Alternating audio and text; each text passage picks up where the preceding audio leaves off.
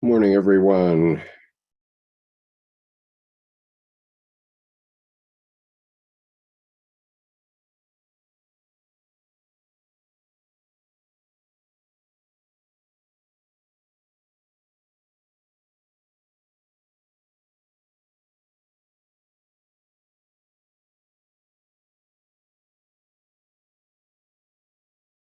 Okay, good morning, everyone. Today, we're going to be dealing with the second day of Dr. Jung's active imagination with the anchorite. And this is occurring on January the 1st, 1919. I'm sorry, 1914, January 1st, 1914. So it's approximately a week after the Christmas evening that Dr. Jung was having his initial active imaginations in the Red Book. And so I'm going to read this fairly quickly since I don't have much of a panel just now, and come back and we'll discuss it with the YouTube audience. Dies Roman numeral 2, it means day 2 in Latin. And there's a couple of other footnotes here. In The Philosophical Tree, 1945, Jung noted, quote, "A man who is rooted below as well as above is sort of like an upright and inverted tree. The goal is not the heights, but the center." And this was in Collected Works 13, paragraph 333. He also commented on the inverted tree in paragraph 410 and following. Okay, so here we go. Good morning, Susan. Nice to see you today. I awaken, the day reddens the east. A wonderful night in the distant depths of time lies behind me.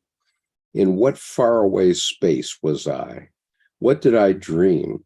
Of a white horse? It seems to me as if I had seen this white horse on the eastern sky over the rising sun. The horse spoke to me. What did it say? It said, "Hail him who is in darkness since the day is over him," unquote. There were 4 white horses, and each with golden wings. They led their carriage of the sun, on which Helios stood with flaring mane. I stood down in the gorge, astonished and frightened. 1,000 black serpents crawled swiftly into their holes. Helios ascended, rolling upward toward the wide paths of the sky.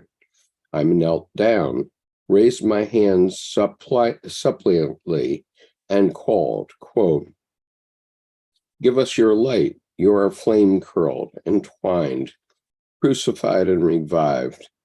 Give us your light, unquote. This cry woke me. Didn't Ammonius say yesterday evening, quote, "Do not forget to say your morning prayer when the sun rises," unquote. I thought that perhaps he secretly worships the sun. And there's an additional footnote.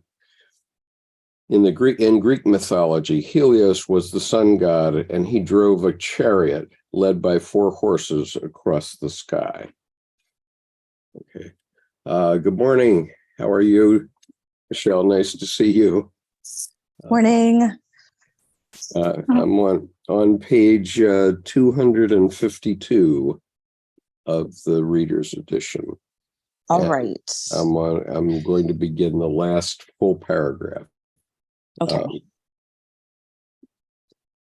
And so in the YouTube audience, of which we have 10 already, please feel free to comment or ask any questions, but I'm going to keep going. Outside, a fresh morning wind rises. Yellow sand trickles in fine veins down the rocks. The redness expands across the sky, and I see the first grays shoot up to the firmament. Solemn calm and solitude on all sides. A large lizard lies on a stone and awaits the sun. I stand as if spellbound and laboriously remember everything from yesterday, especially what Ammonius said. But what did he say? That the sequences of words have many meanings, and that John brought the logos to man. But that does not sound properly Christian. Is it perhaps a Gnostic? No, excuse me. No, that seems impossible to me, since they were really the worst of all the idolaters of words, as I would probably put it. And there's a footnote. During this period, Jung was engaged with the study of Gnostic texts, in which he found historical parallels to his own experiences. Let's see. And there's a long reference to a German text, which I'm going to ignore for the moment. Good morning, Jordan. Welcome. I don't know if you heard that. I've read the first two paragraphs of DS2. Right. I'll let you catch up while I read the next paragraph. The sun, what fills me with such inner exultation? I should not forget my morning prayer, but where has my morning prayer gone? Dear sun, I have no prayer, since I do not know how one must address you. Have I already prayed to the sun? But Ammonius really meant that I should pray to God at the break of day. He probably does not know. We have no more prayers. How should he know about our nakedness and poverty? What has happened to our prayers? I miss them here. This must really be because of the desert. It seems as if there ought to be prayers here. Is this desert so very bad? I think it is no worse than our cities. But why then do we not pray there? I must look toward the sun as if it had something to do with this. Alas,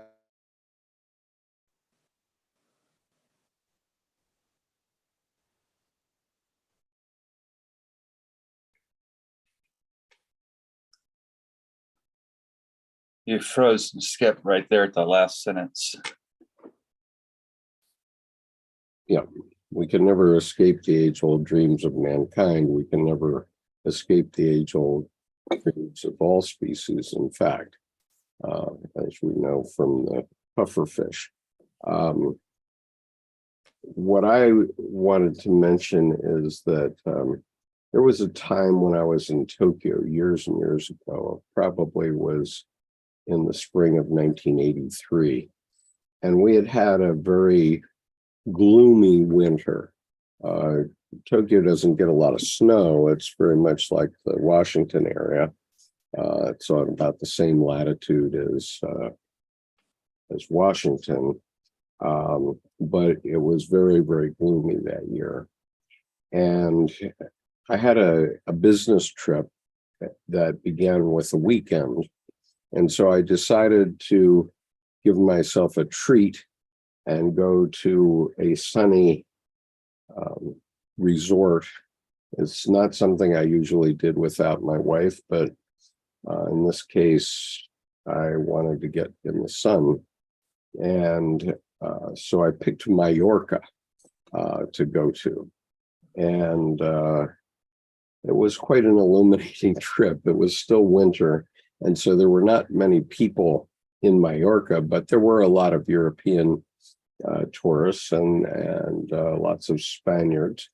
And I just remember lying out in the sun by the pool and just soaking it in after having been deprived of sun for so many months. And I really above all other times, maybe I really appreciated that moment.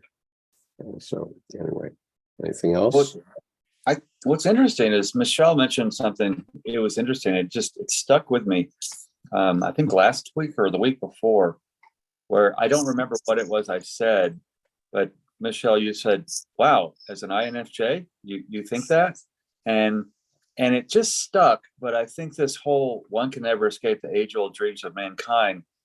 One thing that I've noticed is in college, I was like ENFP, except I think in college I didn't know myself. And so I probably answered the questions the way I thought I should answer the questions, rather than it was okay to be myself. So I think the N and the F in the middle always stuck around, but the I and the J, they're probably like moons just orbiting depending on the weather. And so it's interesting that it gave me the idea with your question that I'm kind of now just wondering if the two letters are more core identity and collective leaning, and the outer two characters are more personal or individual. And I don't know if that's true or not, or if it works that way at all. But I do know the I and the J are kind of like a standard transmission for me. I'll shift around and it's contextual, whereas the N and the F, they're not going to change. And it's interesting because I think that age-old dreams of mankind kind of sparked that thought. I just haven't forgotten that comment.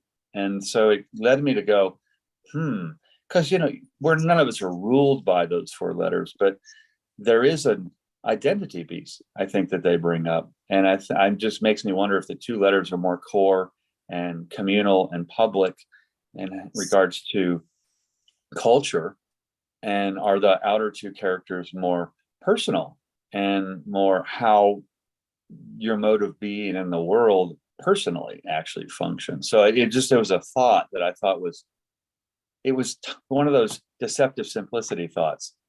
It's a really small thing, but it felt like there was a whole calculus there with how the calculus of those four letters are actually like first, outer, inner, last, that kind of thing, FOIL and algebra or what have you.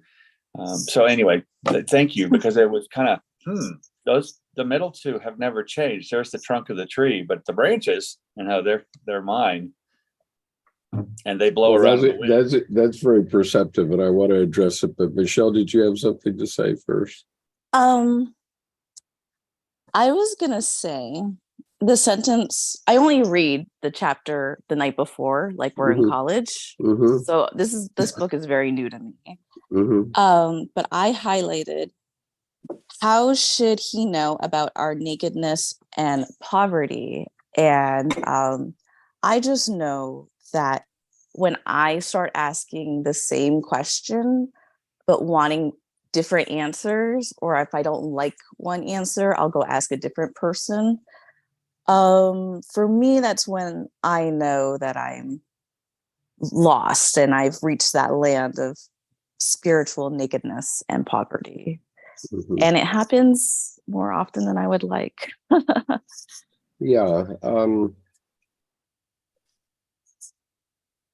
I think here Jung is indicating that in the 20th century, humanity had lost much of the spiritual life that it had before. And the spiritual life basically provided clothes. I mean, there are sects in India that go trekking all over India completely naked. They don't need clothes because their spiritual life clothes them. And the same was true of the famous Indian Saint Mirabai, who used to walk naked.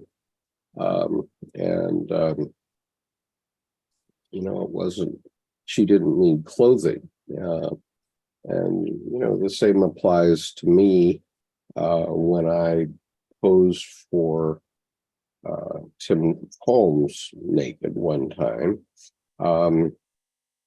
I didn't need clothes. I talked about a few things, and those things that I was talking about were my clothing at that time. And in point of fact, there was nothing prurient about the video that we made, because it showed nothing other than what you see in the swimming pool. But at any public swimming pool in the United States, but nonetheless. Well, that's a good point, because there's an old quote. It may be, I don't know if it's Rumi. It kind of sounds like Rumi.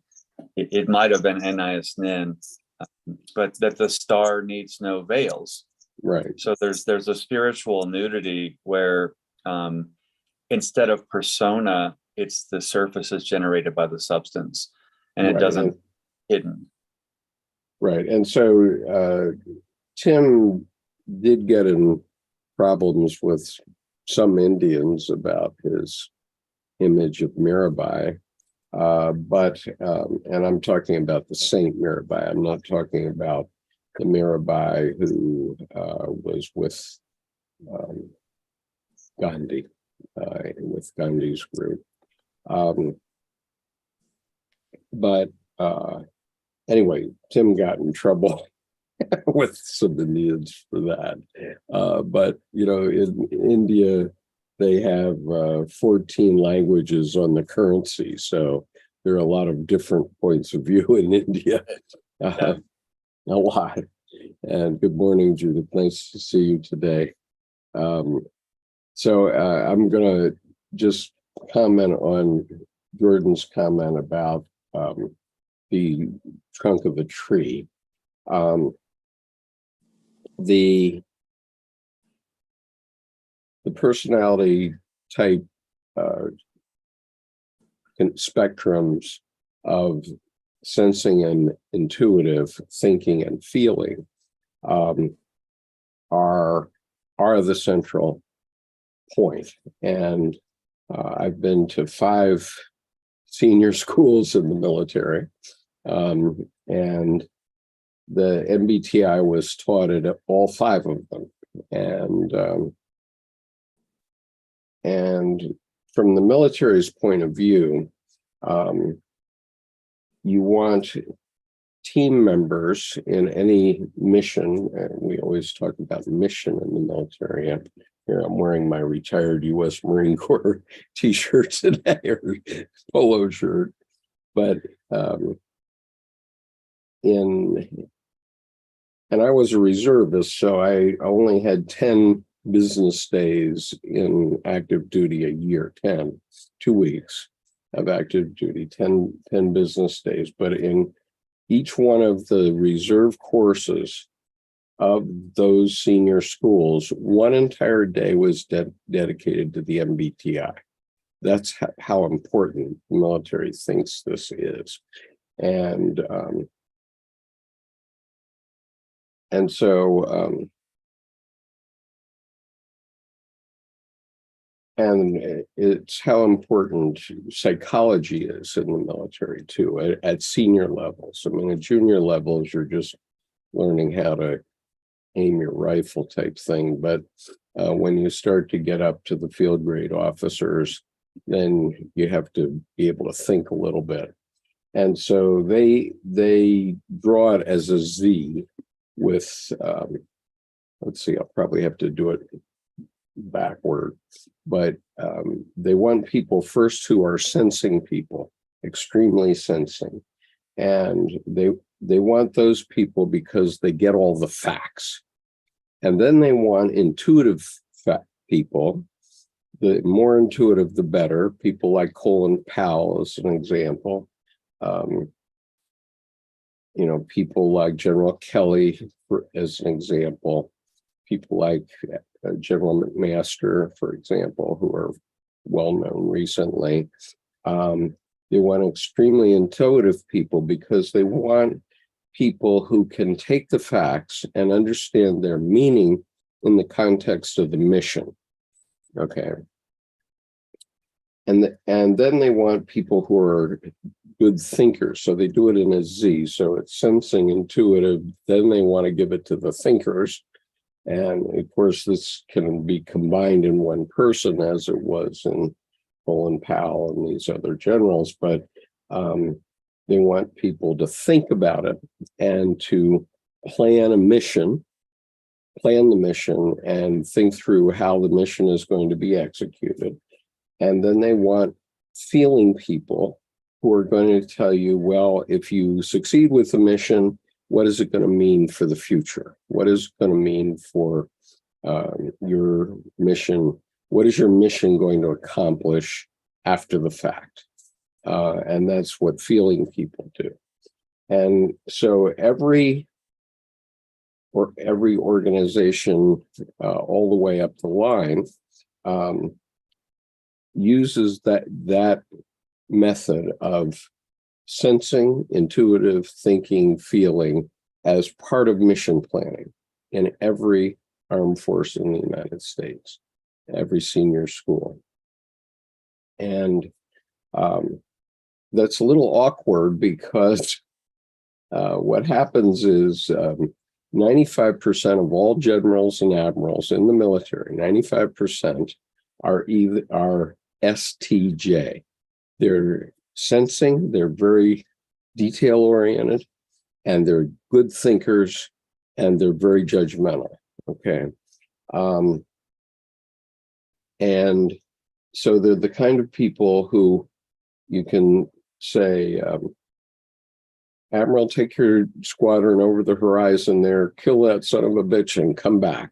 And he'll say, aye, aye, sir. He'll take his squadron out over the horizon, boom, boom, boom, comes back, all, mission accomplished, sir. That's the way they behave. And those people tend to max out at Rear Admiral or Major General. The people who make Lieutenant General and General, 3 stars and 4 stars, are, or Vice Admiral or Admiral, are people who are the intuitives, okay? Those are the people that can see the entire picture. And often those people are perceiving, not judging, because they don't make snap decisions. They tend to ruminate about what's presented to them before they make a decision. Whereas a judging person tends to make snap decisions. And so I have had a lot of experience around the military. I've been around the military my whole life. And I can tell you that this proves true throughout the military, that the people who make it to the top levels are the people that are either E or I NTJ, NTP, I'm sorry, E or I NTP.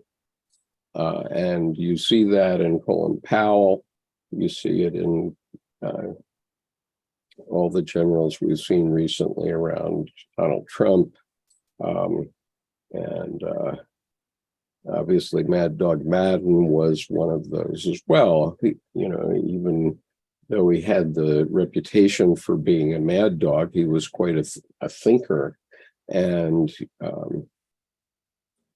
he ruminated on it for a long time before he resigned. Okay. And so these are quite important concepts. And so this idea that Jordan is raising about these central things, the sensing, intuitive thinking, and feeling being the core, they are the core, very definitely. And it doesn't matter much whether you're an extrovert or an introvert. I'm not the picture book Marine in the sense that I'm not the kind of guy that likes to go to a bar and have a lot of yuck stuff with people and be backslapper and that type of thing. But it never held me back in the Marine Corps. The thing that held me back was breaking my leg. because the last thing I did in uniform was I was the reserve counterpart to the head of standards branch at headquarters Marine Corps. Okay, so we were writing all the performance standards. In my reserve role, I was also doing this, writing the performance standards for every job in the Marines. And so, I think I could have done quite well, except for my broken leg, which was the last thing I did in uniform. And I'm an INTP. I do a lot of ruminating, and ruminating is the right thing when you're doing a performance standard, because you want to be able to think about, well, okay, what does this person have to do in this role? And there are lots of very complicated roles in the Marine Corps because, among other things, the Marine Corps is the 10th largest Air Force in the world, just the Marine Corps. And the Army is the largest Air Force in the world. So there are a lot of complicated jobs in the Marine Corps. The U.S. Air Force is only number 3. And Navy, I don't know where they fit in there, but Navy's 5 or 6 in terms of size of Air Force in the world. So we by far have way more military aircraft than anybody else by far. I think that's interesting because the I and the T, I, intuition. With intuition, reasons are always unreasonable. You don't need to know where that's N. Well, the end, but the intuitive piece, reasons are always unreasonable with intuitions. They just arrive like quarks. They just appear. You don't need to know where they came from. The difference between intuition and wishful thinking is, oh, I win the Powerball and I buy those 3 islands. There's no resistance. There's no pressure. There's no cornerstone to brace against in that sentence. But intuitions are funky. So they're in the gut. So you have that beauty versus beautiful. Beautiful may lean towards pretty, but beauty can be disgusting. It's an intense natural force.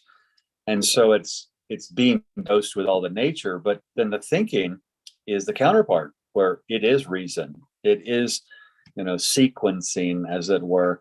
And when the heart of the matter, or the intuition, is rolled into the thinking or the actions, I think there are those generals and those admirals, because a prepared mind like that can easily go off script if necessary, and often just lives the path rather than following one.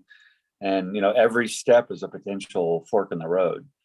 Yeah. And, as we say, intuitives tend to make better decisions because they take all the facts into consideration, and this is why many lawyers are intuitives, because they're able to take facts into consideration and then consider, in a very thinking kind of way, what all those facts mean, to figure out the meaning, which comes from the intuitive side. Judith, did you want to opine on this? Since no, thanks. Good to be here. I'm just listening to Cat Stream. Okay. But I appreciate the delineations you're making and all the experience you had in the military. It's very helpful. I think we have a lot of, bad press around the military's understanding of the mind and psychology, and it's valuing it. Well, that's, every Army colonel, before they can become a brigadier general, is required to go to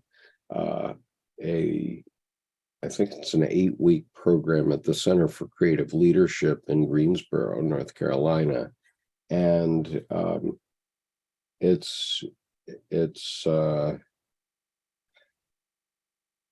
forget what they call it now, but it's a very in-depth psychological training. And so everybody, before they put a star on, have to go there first. And I was fortunate to get to go there because, well, the former head of personnel of the Army was head of the Center for Creative Leadership when I got to go there, and he was a friend of mine, and I got to go.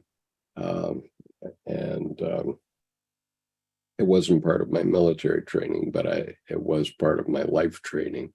Was it well done, Skip? Oh, hugely well done? Well done. And of course, MBTI was essential in it. And well, I learned a lot of things. And they have a wonderful simulation that they do called the Looking Glass. And the Looking Glass simulation is a pretend company where everybody in the class is assigned one of the jobs in the company from president on down. And what happens in the end of it is they say, well, here's the looking glass. This is you. How do you like it? And I just remember there were two guys from a rather tough construction company from New Jersey. I won't say more about them, but you can imagine. But they were sent there by their bosses. And well, you can imagine what a construction company would have to be in New York City, let's say, or northern New Jersey. Okay, and does the Sopranos mean anything to you, right? And so here, these organizations sent these two guys to the Center for Creative Leadership, to the same program that I went to. And when they came in, boy, they were arrogant, hugely arrogant. And, they know everything, and I don't know why I'm here. And this is a bunch of stupid stuff, but I'm not going to pay attention.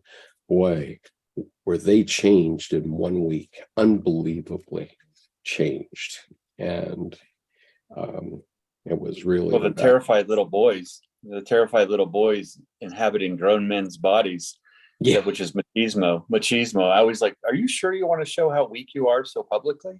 I mean, it's like, it's that little child probably gets comforted by knowing more of who they are. Right. Okay. So we're going to read on in this story now.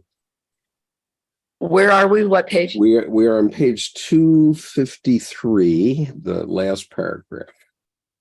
What shall I do this whole long morning?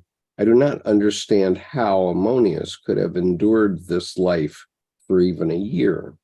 I go back and forth on the dried up riverbed and finally sit down on a boulder. Before me, there are a few yellow grasses. Over there, a small dark beetle is crawling along, pushing a ball in front of it. A scarab. You dear little animal, are you still toiling away in order to live your beautiful myth? How seriously and undiscouraged it works. If only you had a notion that you are performing an old myth, you would probably renounce your fantasies, as we men have also given up playing at mythology. Okay, now there's a footnote here, a very important one, about the scarab, from an essay called In Synchronicity as a Principle of Acausal Connection, 1952. Jung wrote, the scarab is a classical rebirth symbol. According to the description of the ancient Egyptian book, Tuat, the dead sun god transforms himself at the 10th station into Khepri, the scarab, and as such mounts the barge at the 12th station, which raises the rejuvenated sun into the morning sky. And this is from Collected Works 8, paragraph 843. Okay, comments? Well, it's interesting, the scarab, I keep one at my table. And if you look at this, people say, what's up with this innocent little beetle?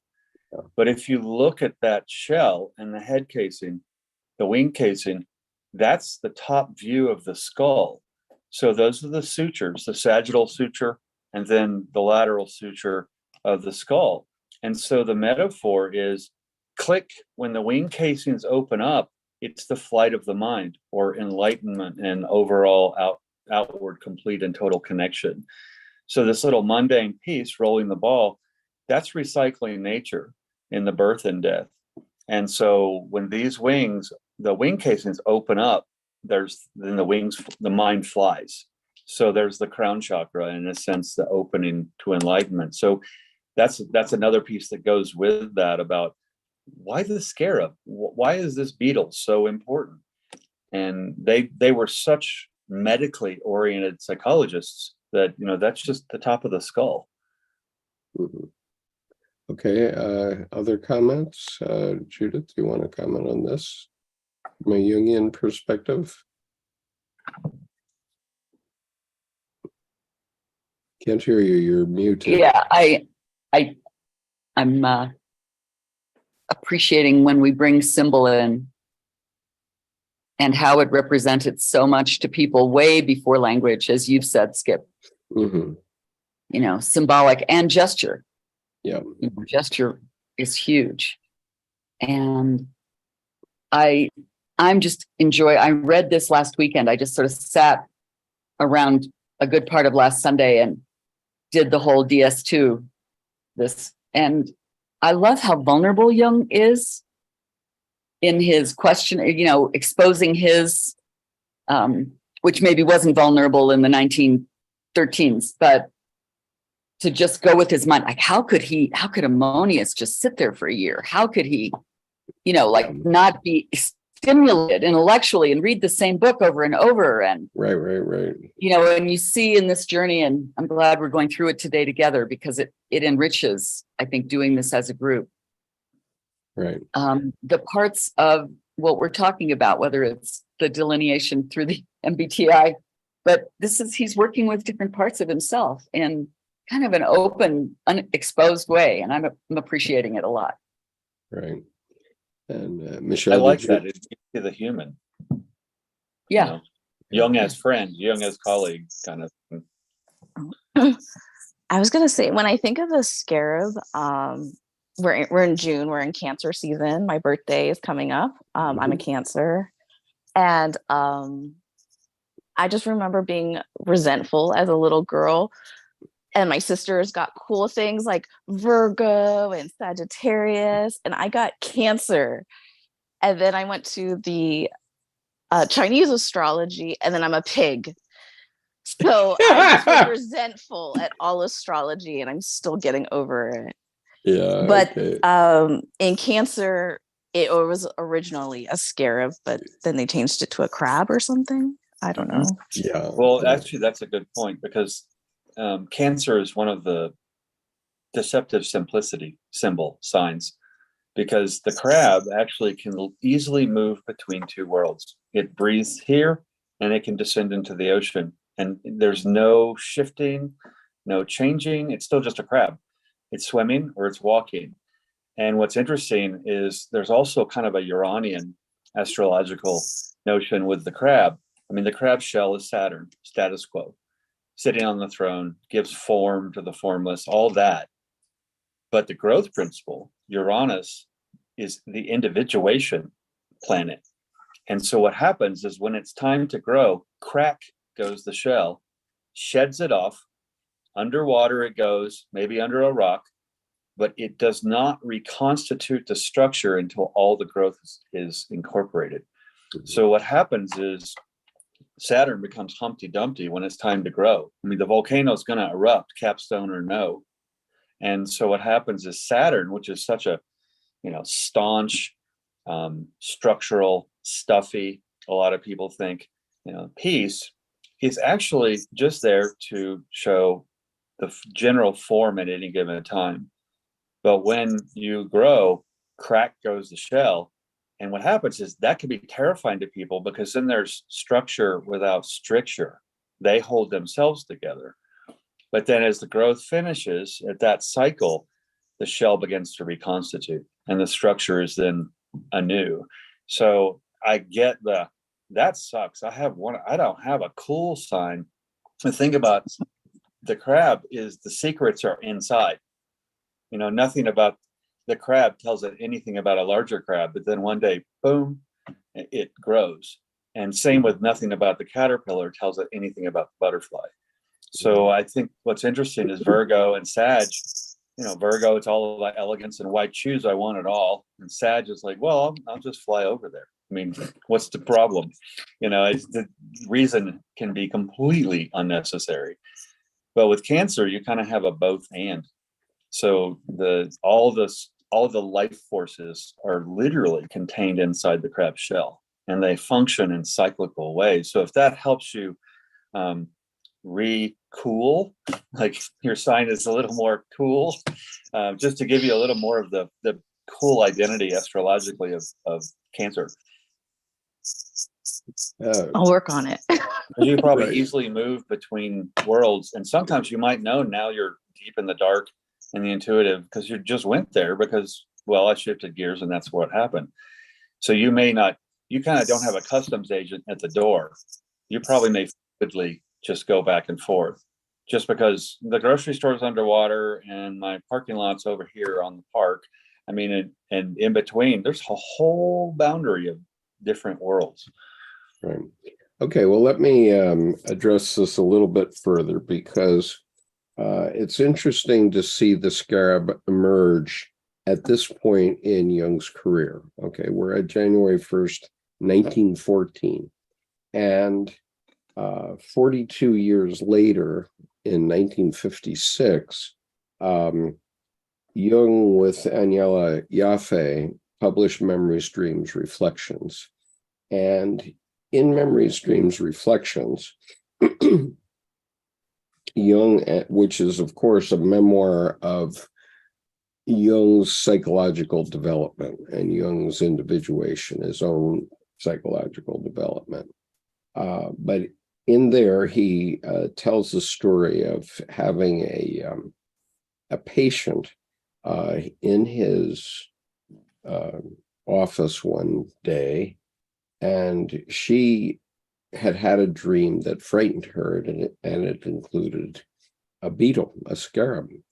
And at the same time that she was telling this story to him, there was a beetle bang, bang, bang on his window.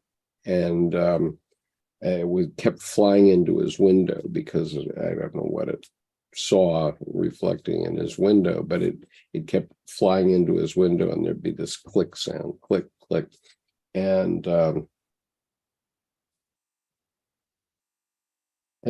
Jung just walked over to the window and opened it and grabbed, and he comes back and he says, "Here's your scarab." Okay. Mm-hmm. And that synchronicity was a aha moment for that woman, for her analysis. But it was also an important synchronicity for Jung because he never saw beetles in Kusnacht, in the Zurich area, in the high mountains. They're endemic to Egypt, and what they represent in Egypt is incarnation. Okay, because what do these scarabs do? Well, they go into piles of shit, literally, and start to roll them up, and they make little balls of mostly shit, but other things that they collect up, and they make a bigger and bigger ball.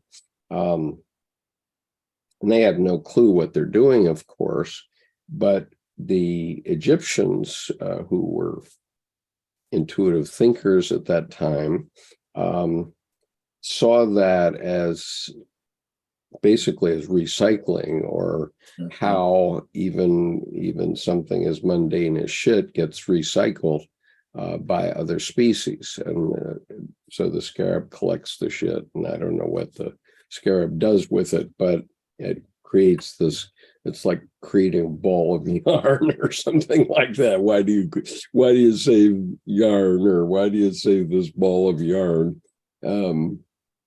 You may never use it, or people have balls of rubber bands, all kinds of stuff, we're all pack rats at some level. And so what that is natural recycling, which was to the Egyptian priests, it was an indicia of spiritual immortality or a rebirth, or rebirth, and in the Buddhist sense, and so that's why it was on the 10th stage in the Egyptian religion in terms of going through the process of rebirth into the next life. And I take that rebirth and I always write it out as one hyphenated word, capital B and capital D, birth and death, the birth and death. And it's all in one spot. And so, it comes and goes, but the birth and death is that birth, resurrection, birth, death, resurrection. I mean, that's the rolling cycle of that ball. Yeah. And whenever there's a birth, you owe a death, of course. And the question is, how is your spirit continue on? And one can think, as I do, that I can continue my spirit on by making videos every week. And I won't always be here, but YouTube seems to keep things forever. So at least for foreseeable future, they may be here even after my death. And Skip, what is your connection? What can you help me connect the dots to when you say that's why it's the 10th? Well, I don't know all the details of the Egyptian religion, the 10th station. Yeah. Pardon, yeah, but here it's mentioned in the footnote that the sun god transforms himself at the 10th station into Khepri. So the sun god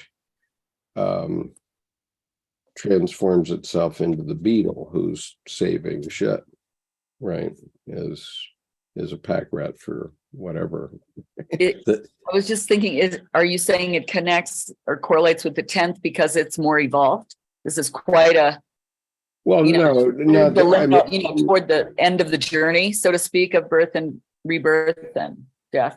Well, I don't think Jung thought that beetles were evolved and spiritually, reborn. I'm just talking symbolically, why that would relate with the 10th Khepri, which I don't know Egyptian symbology, but it seems pretty far along, like evolutionary. Right. And so that's the best I can do too. I mean, I can tell a nice story about the lady, and I have read Memories, Dreams, Reflections at least 15 times because there's a wonderful recording of it. And so I used to listen to it in my car all the time until I had practically memorized it. So I can relate very many of the stories in that book, but I can't tell you how it came into Jung's mind. Obviously, here he is on January 1st, 1914. He's 7 days into his visioning period, his active imagination visioning period. And he, obviously already knew the details of this Egyptian religion. So he was quite an erudite man by then. By 1914, he's 39 years old. And he's a made psychiatrist. He's worked at the Bergholzli for many years and then created his own practice. And so he's quite an intellectual by the time this Red Book period happens. And the important aspect of it that I wanted to mention is that here he is in 1914 mentioning the scarab, and the scarab is in Memories, Dreams, Reflections 42 years later. He felt it was important enough. Okay. And so, but he already knew it when he had this active imagination, and it came out of his imagination. So, well, and what's interesting about that with the Egyptians, and your question, Judith, as well as the 42-year period, that they're the gates of the underworld. 10 was the 10th gate of the underworld. Khepri was the deity. Now there are 21 secret gates to Osiris's spot. So it kind of branches out. But like, for example, the first one, Ma'at, will, weigh your heart against a feather.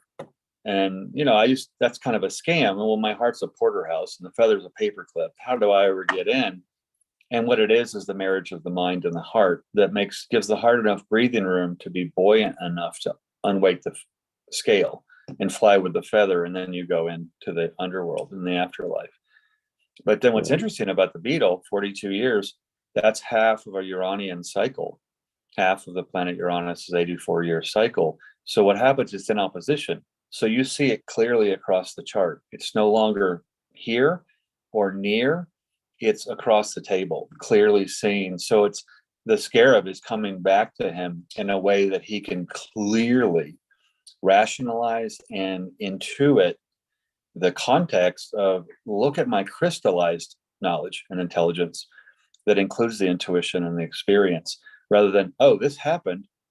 What's this about? But 42 years later, it comes in and it actually then actuates or actualizes in his life to share with someone else, because he's able to understand, here's your beetle, and just that simply. Right. Okay. So I'm just going to read the next two paragraphs quickly, and then ask you folks to comment while I take a short break. But the unreality nauseates me.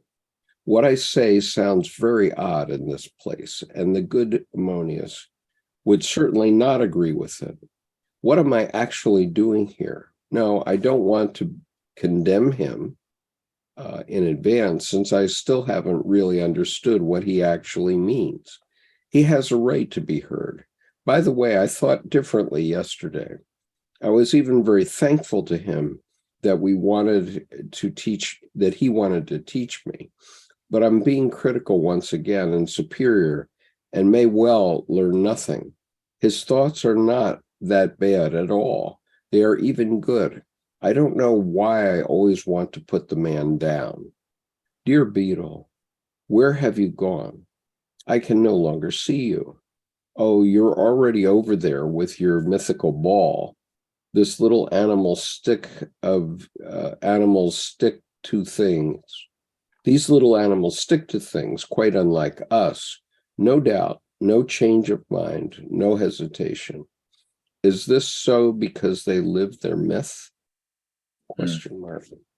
Okay, I'm going to leave it to Jordan to guide this. Well, Judith, Michelle, comments on that? The live your myth piece with the scarab? I mean, that single-mindedness of...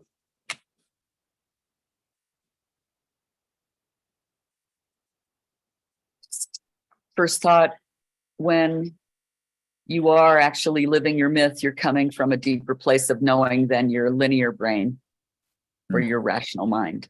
You're actually connected to, whether it's ancestral knowing, and that not in quite awareness, but not completely often unconscious, where it bleeds through in symbols or experiences that we feel called to or drawn to.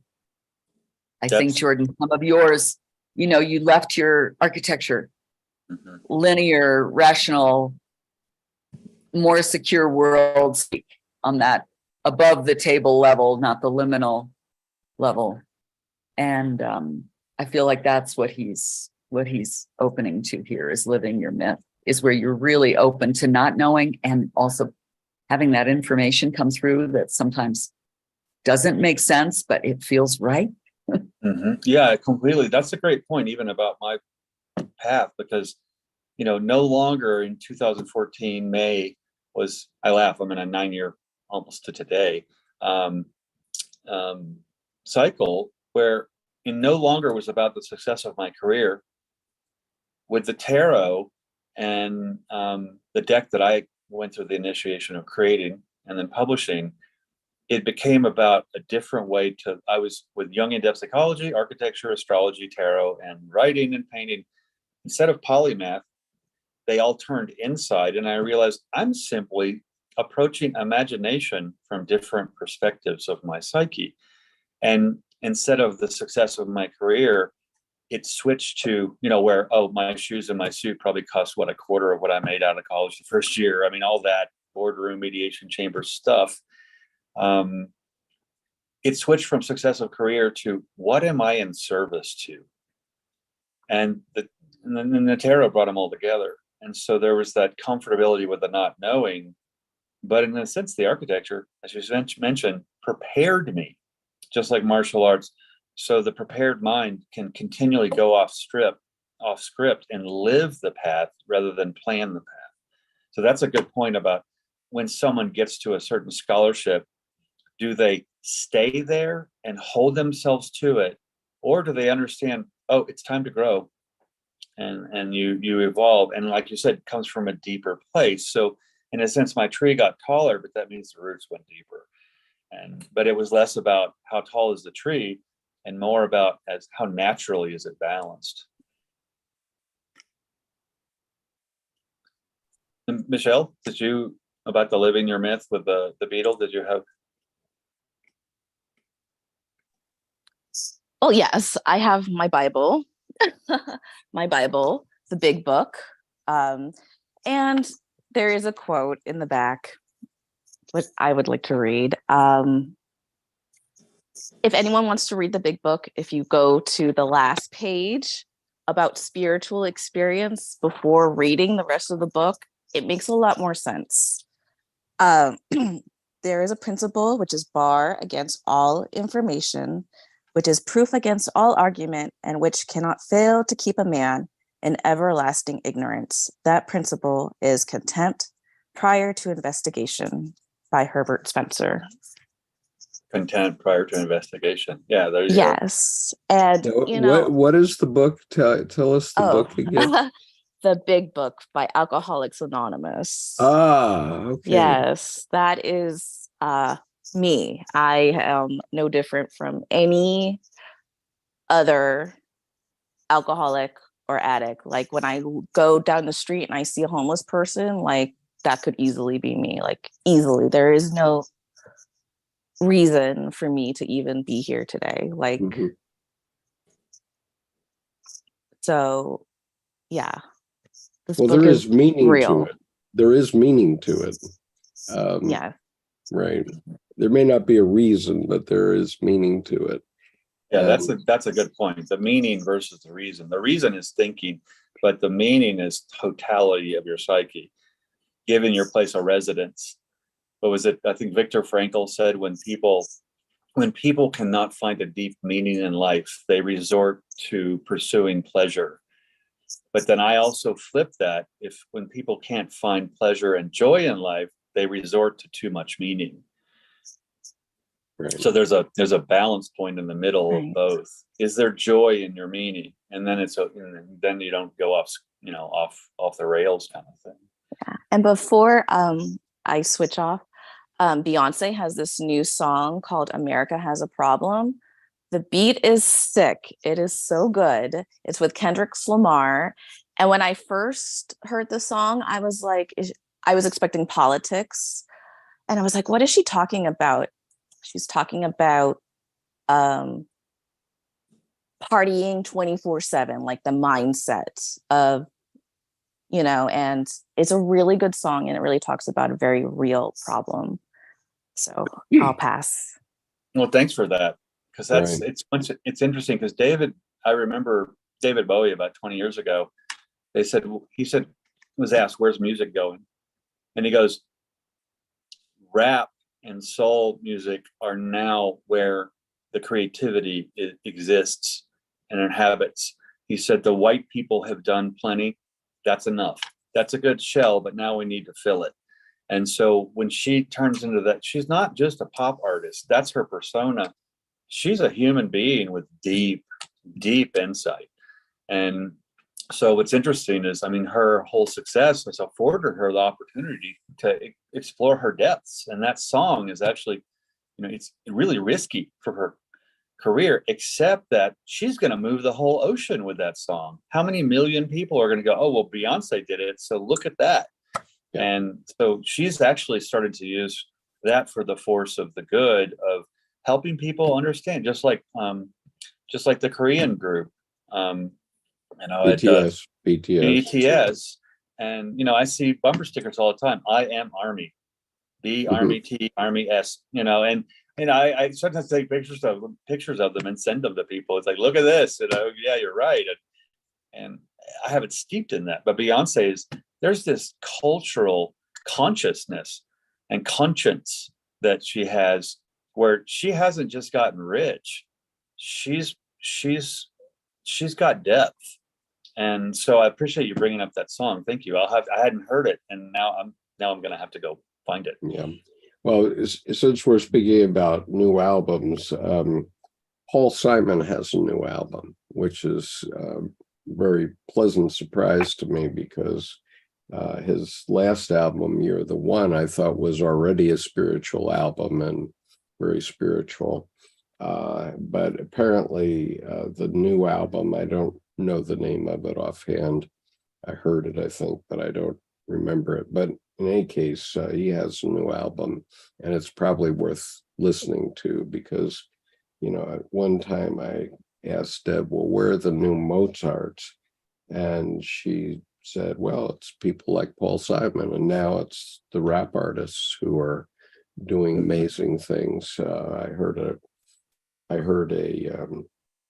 a piece on NPR yesterday where they were talking about how the rap artists have really created entirely new rhythms and approaches to music. And of course, Paul Simon in his time created a lot of different things and involved a lot of different, and he did work with a lot of different artists from many different genres.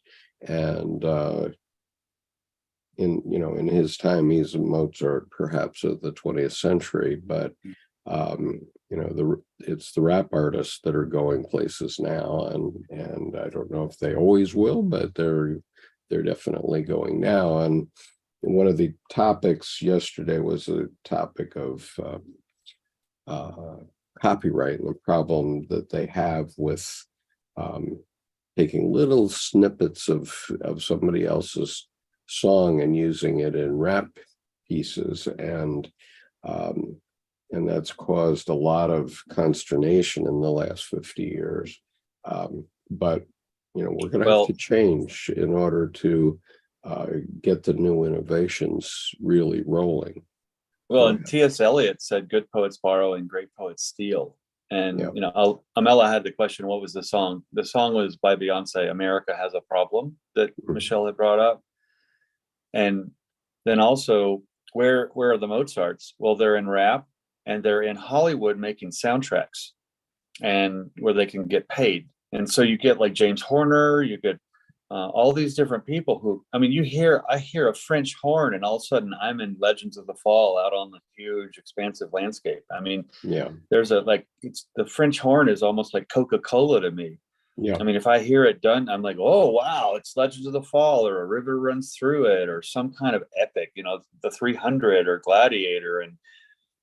And what's interesting, the rap, Mozart's, and then take was it the song "Smoke on the Water" from back in the 70s? And if you listen to the guitarist, he's like, "I owe Bach a lot of money." And they said, "Well, what do you mean?" He said, "Well, da na na na na na," or Beethoven, the Moonlight Sonata. He said, "Da na na." He goes, "That's a popular song." Yeah, he goes, "I just played that backwards," and and then there's no on the water. And it's like, oh, that's Beethoven backwards. Those 4 notes, he just flipped them. So the reversal is plagiarism, except no one knows that until you see his interview, and he goes, "I owe Beethoven a lot of money. I don't know how long it'll be before he comes around to pick it up." Because, Beethoven's obviously way dead. So right. But the problem is he may have heard it played by the London Philharmonic or something. That's he said. That's where because I heard that. He said it's too captivating not to look Right, at it from another angle. And of then course, there's the hit. there were many famous composers in filmdom. Maurice Jarre comes to mind, and many others. So anyway, let's go on here.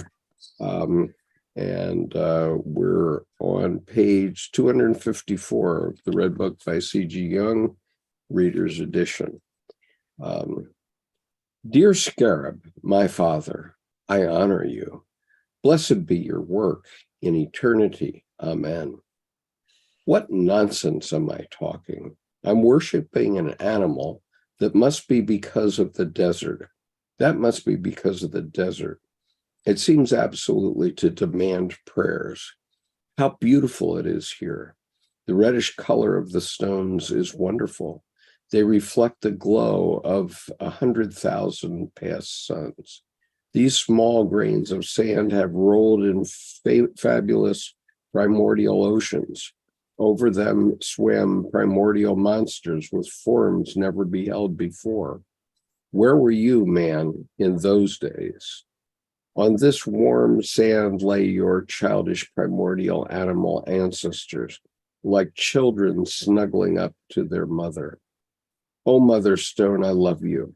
I lie snuggled up against your warm body, your late child. Blessed be you, ancient mother. Yours is my heart, and all glory and power. Amen. What am I saying? What was the desert? How everything appears so animated to me.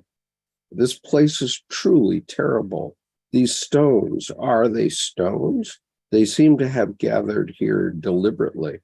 They're lined up like a troop of transport. They've arranged themselves by size. The large ones stand apart, the small ones close ranks and gather in groups that precede the large ones. Here the stones form states. Am I dreaming or am I awake? It's hot. The sun already stands high. How the hours pass. Truly, the morning is nearly over, and how astonishing it has been. Is it the sun, or is it these living stones, or is it the desert that makes my head buzz? I go up the valley, and before long I reach the hut of the anchorite. He is sitting on his mat, lost in deep reflection. My father, I am here. Ammonius, how have you spent your morning? I was surprised when you said yesterday that time passes quickly for you. I don't question you anymore, and this will no longer surprise me. I've learned a lot, but only enough to make an even greater riddle than you were before. Why all the things that you must experience in the desert, you wonderful man, even the stones are bound to speak to you. Ammonius. I'm happy that you have learned to understand something of the life of an anchorite. That will make our difficult task easier. I don't want to intrude on your mysteries, but I feel that you come from a strange world that has nothing to do with mine. You speak truthfully. I'm a stranger here, more foreign than any you've ever seen. Even a man from Britain's remotest coast is closer to you than I am. Therefore, have patience, master, and let me drink from the source of your wisdom. Although the thirsty desert surrounds us, an invisible stream of living water flows here. Ammonius. Have you said your prayer? Master, forgive me. I've tried, but I found no prayer. Yet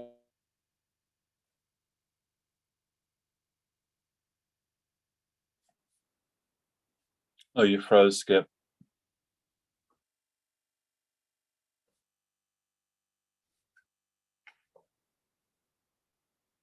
But it was a heathen prayer of to Helios. Ammonius. Let that suffice for you. But, O master, I've prayed not only to the sun in a dream, but in my absent-mindedness also to the scarab and the earth. Ammonius. You had, Skip, you froze back at right before you said, yet I dreamed that I prayed to the rising sun. You said, but I found no prayer, and then it froze. At least over here, maybe if my connection is. No, it probably did freeze. All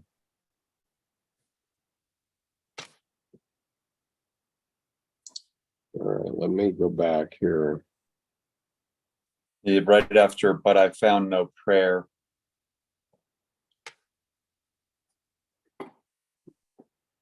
Where is, but I found no prayer?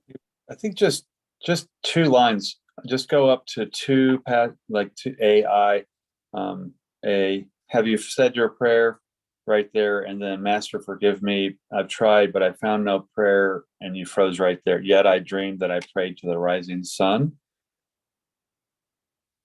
Because you were just now on, but it was a heathen prayer to Helios, which is just the next line, 2 down.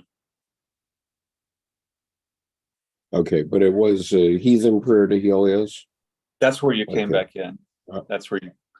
And then if you just go up 1, 2, 3, 4. Okay, have you? 5. Monius says, but have you said your prayer? And he says, Master, forgive me, I've tried, but I found no prayer. Yet I dreamed that I prayed to the rising sun. Ammonius, don't worry yourself because of that. If you find a word, your soul has nevertheless found inexpressible words to greet the break of day. But it was a heathen prayer to Helios. Ammonius, let that suffice for you.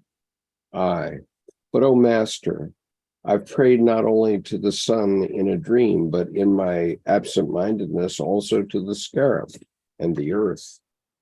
Ammonius, be astonished at nothing, and in no case condemn or regret it. Let us go to work. Do you want to ask something about the conversation we had yesterday? I interrupted you yesterday when you spoke of Philo. You wanted to explain your notion of the various meanings of particular sequence of words.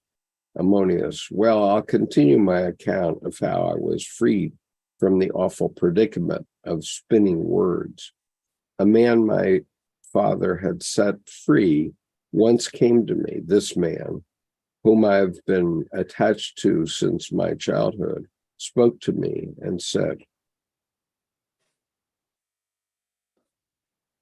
all right, well, let me stop there and ask if there's comments up to this point. I feel like Ammonius is informing Jung to drop the judgy and keep the discernment, but so he can go deeper and be astonished at nothing.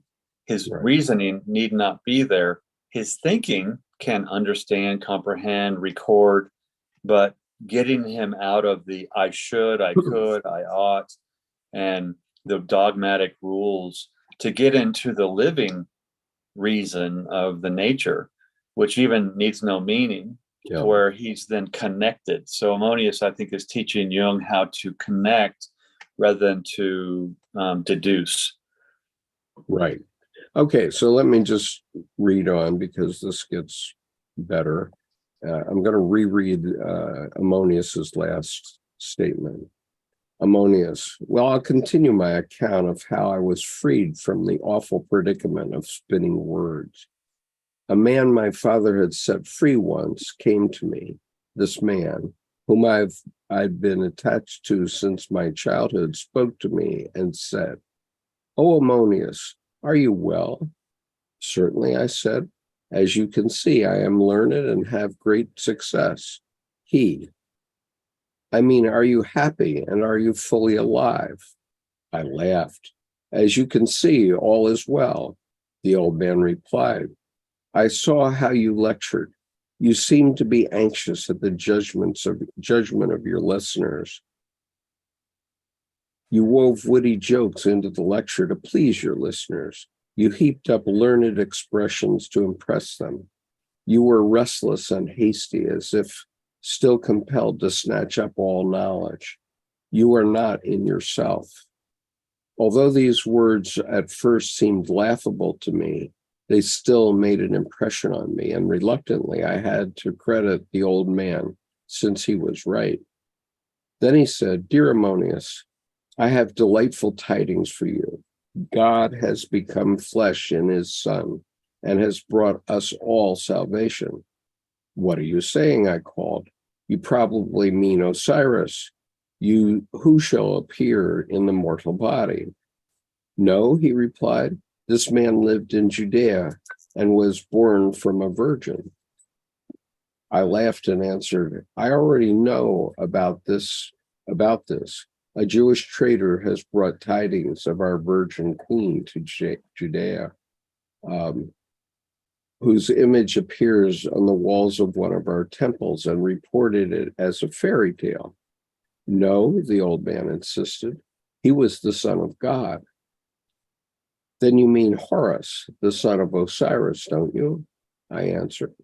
"No, he was not Horus, but a real man, and he was hung from a cross." "Oh, but this must be Seth, surely, whose punishment our old ones have often described." But the old man stood by his conviction and said, "He died and rose up on the third day." "Well, then he must be Osiris," I replied impatiently. "No," he cried, "he is called Jesus, the Anointed One." "Ah, you really mean this Jewish God, whom the poor honor at the harbor, and whose unclean mysteries they celebrate in cellars." "He was a man and yet the Son of God," said the old man, staring at me intently. "That's nonsense, dear old man," I said, and showed him to the door. But like an echo from distant rock faces, the words returned to me: "A man and yet the Son of God." It seemed significant to me, and this phrase was what brought me to Christianity. But don't you think that Christianity could ultimately be a transformation of your Egyptian teachings? Ammonius: "If you say that our old teachings were less adequate expressions of Christianity, then I'm more likely to agree with you." Yes, but you then assume that the history of religion is aimed at a final goal. Ammonius: "My father once brought a black slave at the market. Once bought a black slave at the market from the region of the source of the Nile. He came from a country that had heard of neither Osiris nor the other gods. He told me many things in a more simple language that said that the same as we believed about Osiris and the other gods. I learned to understand that those uneducated Negroes unknowingly already possessed most of what the religions of the cultured peoples had developed into complete doctrines. Those able to read that language correctly could thus recognize in it not only the pagan doctrines, but also the doctrine of Jesus. And it's with this that I now occupy myself. I read the Gospels and seek their meaning, which is yet to come. We know their meaning as it lies before us, but not their hidden meaning, which points to the future. It's erroneous to believe It's erroneous to believe that religions differ in their innermost essence. Strictly speaking, it's always one and the same religion. Every subsequent form of religion is the meaning of the antecedent. Have you found out the meaning which is yet to come? Ammonius: No, not yet. It's very difficult, but I hope I'll succeed. Sometimes it seems to me that I need the stimulation of others, but I realize that those are temptations of Satan. Don't you believe that you'd succeed if you were nearer men? Ammonius: Perhaps you're right. He looks at me suddenly as if doubtful and suspicious, but he continues: I love the desert. Do you understand? this yellow sun-glowing desert. Here you can see the countenance of the sun every day. You are alone. You can see glorious Helios. No, that is pagan.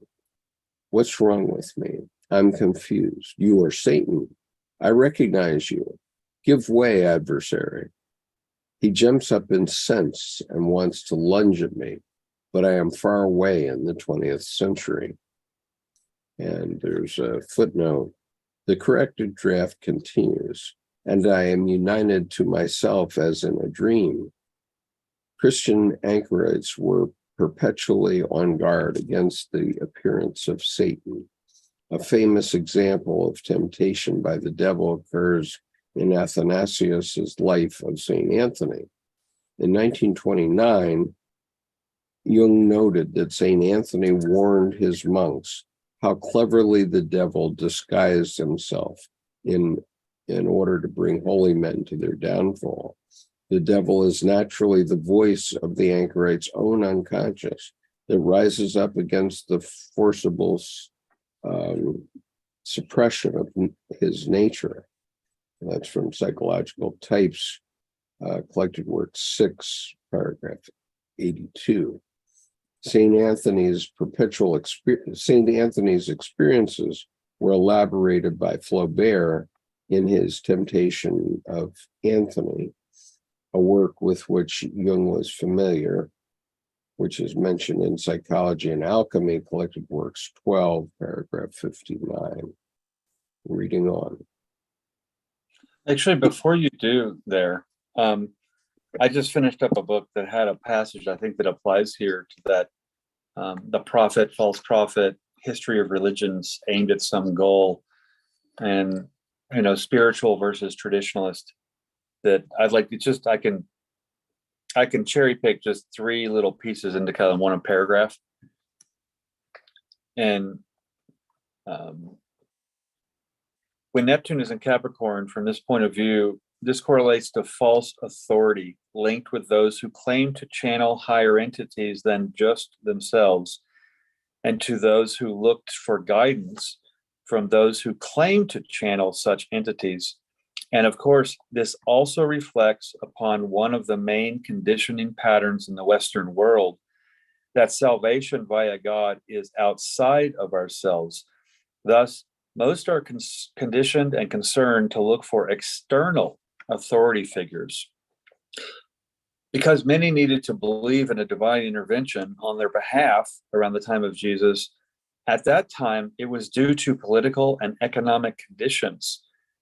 These prophets flourished for a time until their personal delusions were revealed. In this atmosphere, though, Jesus' statements and teachings were judged. My point is the proliferation of these claiming to be channelers or prophets of higher authorities can poison the collective atmosphere through the very nature of their claims and statements. This, in turn, can be used as fuel by the traditionalists to persecute those who do not conform to their authority and views, which in turn then will poison the actual message of an actual prophet and take them down. That's a very interesting understanding of religion. From my understanding, as primitive beings, we didn't really have religion, but we did have some sort of science in us. Just taking a look at Esther Island, they're saying that the stones are actually supposed to mimic or mock the sound of the earth. So there's recurring, ongoing scientific research on the purpose of those stones and what they are and what they represent. But thus far, they say that it's the understanding of sounds of the earth, like sound waves, and the connection to human energy, the bodily energy, and the earth as one with nature. But I do know that for sure, we used to be considered pagans and worship things like the sun and the moon. And that was very dangerous because many people were sacrificed to the sun and the moon, believing, that it would help prosper the crops and society would be a better place. But luckily now we have laws, so we don't necessarily have to depend on religion, and watch people get burned for being very wealthy widows. Well, it's interesting you say not that. to reference Anne Hutchinson, but well, it's interesting you say that, because the dangers still exist, except now they're philosophical in foreign countries.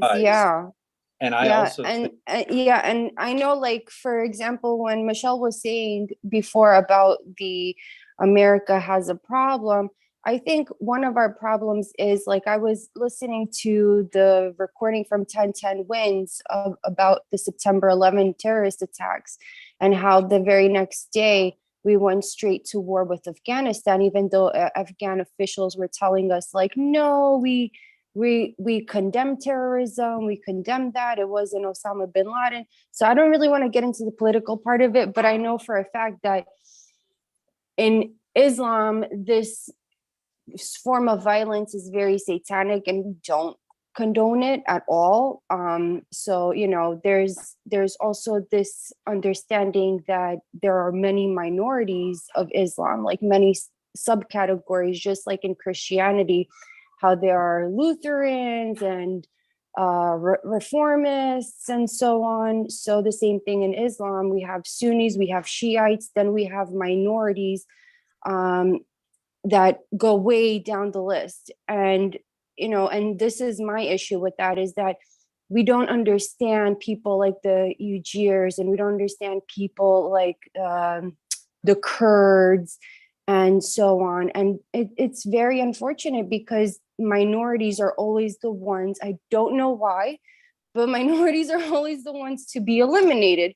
You know, it's like, that guy over there, him, let's eliminate him and his whole village, you know. And all they really want is just this basic right, where there's somewhere like in between this intersection of like ancient Egyptian rituals and you know, and Islam, and, you know, so there's this holy rock and holy water, and the stone helps us communicate with the higher power. But, you know, where was Carl Gustav Jung at this time when this was taking place, you know, during the First World War? And where was he really? Was he in Portugal? Did he see the jaw of Saint Anthony of Padua? You know, was he being exposed to, you know, because in my own personal experience, I know that when you're close to a human corpse, you know, like a preserved human body, for the sake of like ceremonial rituals, which I don't know if Michelle, if you're familiar with it. I remember, if I'm wrong, you said you were of Chinese descent. So I know that sometimes people preserve the bodies of their relatives. Oh, I'm Filipino, so we got taken over in World War II. So I'm Western. I just look Asian. Yeah, actually, you got taken over a long time before World War II. Oh, yes, the Spanish. The U.S. specifically focused on the Philippines very, very much. Yeah. It's an interesting, Amela, that you say that, because what's interesting is it's the weak strategist's way to win the war is to pick a low-hanging fruit minority, call them one bad apple, guilt by association, spoil it for the whole group. And the reality is you're different than me, so I'm going to find your one weak point, and then I'm going to apply it to all of you. And what happens is it's just a good propaganda misinformation package. Yeah. And honestly, I don't even think there's polytheism in Egypt. That's a Western view of, they are not monotheist. They're not one God. What happens with the Egyptian, they weren't polytheistic. They were worshiping every aspect of nature individually, which is not a theism. It's a connection with nature.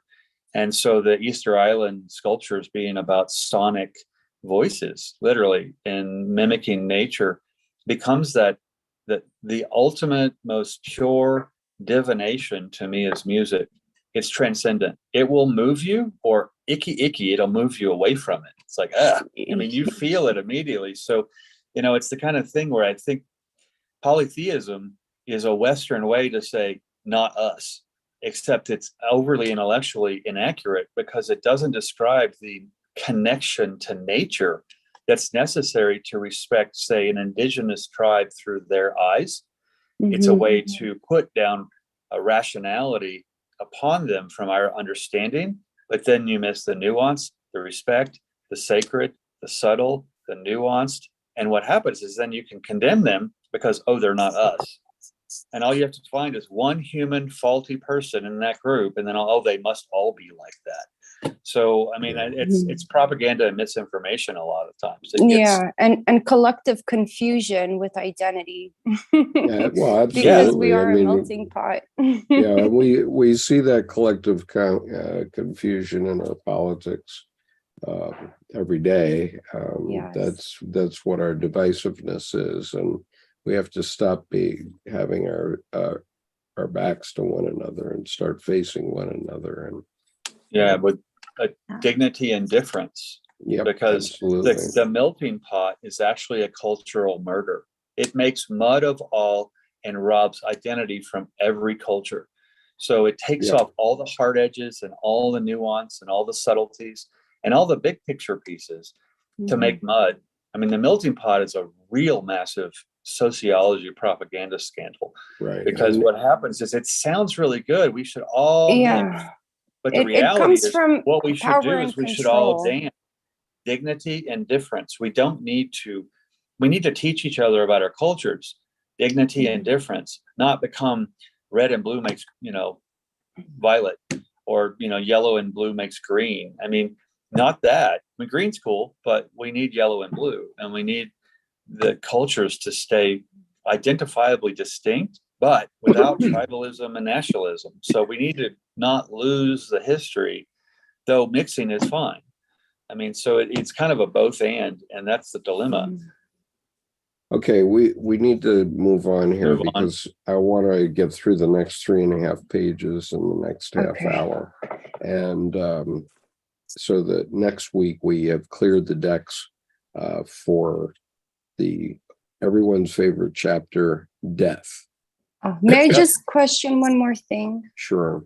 He says the gentleman inside the church says describing color to a blind person, but it made me wonder, what about people who feel or hear colors? So I don't want to complicate things, but there are such people like Vasily Kandinsky, who said that he hears colors and paints them. So I just wanted to note that it's not really fair to say that.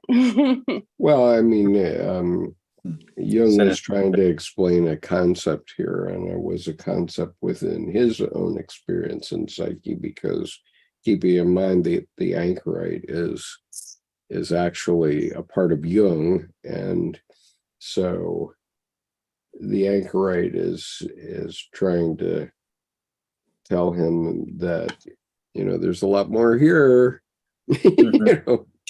Well, yeah, and Mela, you're talking about synesthesia, and so the metaphor with Jung here would be that the psyche, through other forms of knowing, is also dispensing and giving him information about other forms of knowing. So he's not going in just through thinking. The synesthesia is, I taste green, I see, I hear blue, and what happens is that's legitimate. And some people's psyches can basically bring a dance of multiple ways to perceive together. And so there's never just one way to get information. And so I think that's what Jung is doing. So Kandinsky, et cetera, you get a lot of your perspective. And because it's yours, if it's resonant, there you go. It doesn't need to be proven or explained, but someone who has synesthesia can then actually sometimes have a more robust, deep knowing of how they got there than someone who just goes 1, 2, 3, 4, cha cha, and a preordained dance. Yeah. Okay, I'm gonna Michelle, I'm gonna leave the suggestion about the blind man and the elephant for another time, because we've talked about that in this group many times. So I just want to read as long as my voice holds out, and then Jordan can read to the end after that. Yeah. Okay, so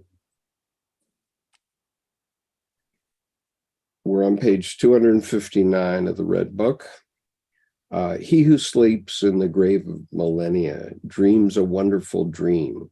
He dreams of primordially ancient dream. He dreams of the rising sun. If you sleep this sleep and dream this dream in this time of the world, you will know that the sun will also rise at this time. For the moment we are still in the dark, but the day is upon us. He who comprehends the darkness in himself, to him the light is near. He who climbs down into his darkness reaches the staircase of the working light, fire-maned Helios. His chariot ascends with 4 white horses like his back bears no cross, and his side no wound, but he is safe and his head blazes in the fire. Nor is he a man of mockery, but of splendor and unquestionable force. I do not know what I speak. I speak in a dream. Support me, for I stagger, drunk with fire. I drank fire in this night, since I climbed down through the centuries and plunged into the sun far at the bottom. And I rose up drunk from the sun, with a bearing countless, and my head is ablaze. Give me your hand, a human hand, so that you can hold me to the earth with it. For whirling veins of fire swoop me up, and exultant longing tears me toward the zenith. Okay, that was all italicized. Then he says, but day is about to break, actual day, the day of this world, and I remain concealed in the gorge of the earth. Deep down and solitary, and in the darkening shadows of the valley, that is the shadow and heaviness of the earth. How can I pray to the sun that rises far in the east over the desert? Why should I pray to it? I drink the sun within me, so why should I pray to it? But the desert in me demands prayers, since the desert wants to satisfy itself with what is alive. I want to beg God for it, the sun, or one of the other immortals. I beg because I am empty and am a beggar. In the day of this world, I forget that I drank the sun and am drunk from its active light and singeing power. But I stepped into the shadows of the earth and saw that I am naked and have nothing to cover my poverty. No sooner do you touch the earth than your inner life is over it. Your inner life is over. It flees from you into things, and a wondrous life arises in things. What you thought was dead and inanimate betrays a secret life and silent, inexorable intent. You have caught up in a hustle and bustle where everything goes its own way, with strange gestures. Beside you, above you, beneath you, and through you, even the stones speak to you, and magical threads spin from you to things, and from things to you. Far and near work within you, and you work in a dark manner upon the near and the far, and you are always helpless and prey. But if you watch closely, you will see what you have never seen before, namely that things live your life, and that they live off you. The rivers bear your life to the valley. One stone falls upon another with your force. Plants and animals also grow through you, and they are the cause of your death. A leaf dancing in the wind dances with you. The irrational animal guesses your thoughts and represents you. The whole earth sucks its life from you, and everything reflects you again. Nothing happens in which you are not entangled in a secret manner, for everything has ordered itself around you and plays your innermost. Nothing in you is hidden to things, no matter how remote, how precious, how secret it is. It inheres in things. Your dog robs you of your father, who passed away long ago, and looks at you as he did. The cow in the meadow has intuited your mother and charms you with a total calm and security. The stars whisper your deepest mysteries to you, and the soft valleys of the earth rescue you in a motherly womb. Like a stray child, you stand pitifully among the mighty, who hold the threads of your life. You cry for help and attach yourself to the first person that comes your way. Perhaps he can advise you. Perhaps he knows the thought that you do not have, and which all things have sucked out of you. One comment I would make on that is, Right. is there's a piece of symbolic code he uses here that I think is the preamble to the 4 psychological functions being written down. And that is, one, this passage occurs at night or pre-dawn. And when he says, let me go back to it. Where's the, let's see. Not too far. When he's talking about, I'm looking for the piece of the chariot and the 4 white horses. Yeah, it's right above the day about to break. I'm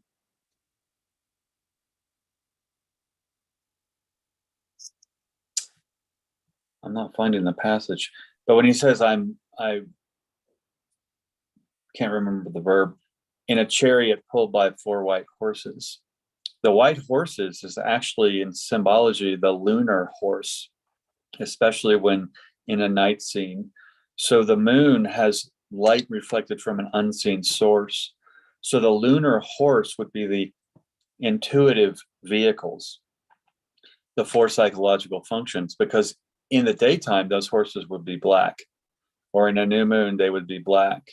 But at night, in the full moon, those horses reflect the unseen light, that inner sun he has onto them, like the moon reflects the sun. So a white horse would be a lunar horse. And the trickster is that the white horse, a lunar horse, is actually black, because in a new moon, it has no light. You can't see it. So there's an honesty to a black horse, and then not a dishonesty, but reflecting light from an unseen source on a lunar horse or a white horse. And I think that's key here, because it's happening at night, and he's drinking from the inner sun, that, yin yang symbol, the light within the darkness, and the moon traveling is then activated by that inner sun. So I thought that was a nice little slice to just stick in, that it's only happens in a couple of words and we move on. But other than that. Yeah, I do want to respond to one comment here on YouTube, which is, was he using drugs? And the answer is, other than pipe tobacco, not so far as I know. Jung was mostly a teetotaler all of his life. I don't exactly know why. And then Kathy goes on to say his description of his depressed state seems induced.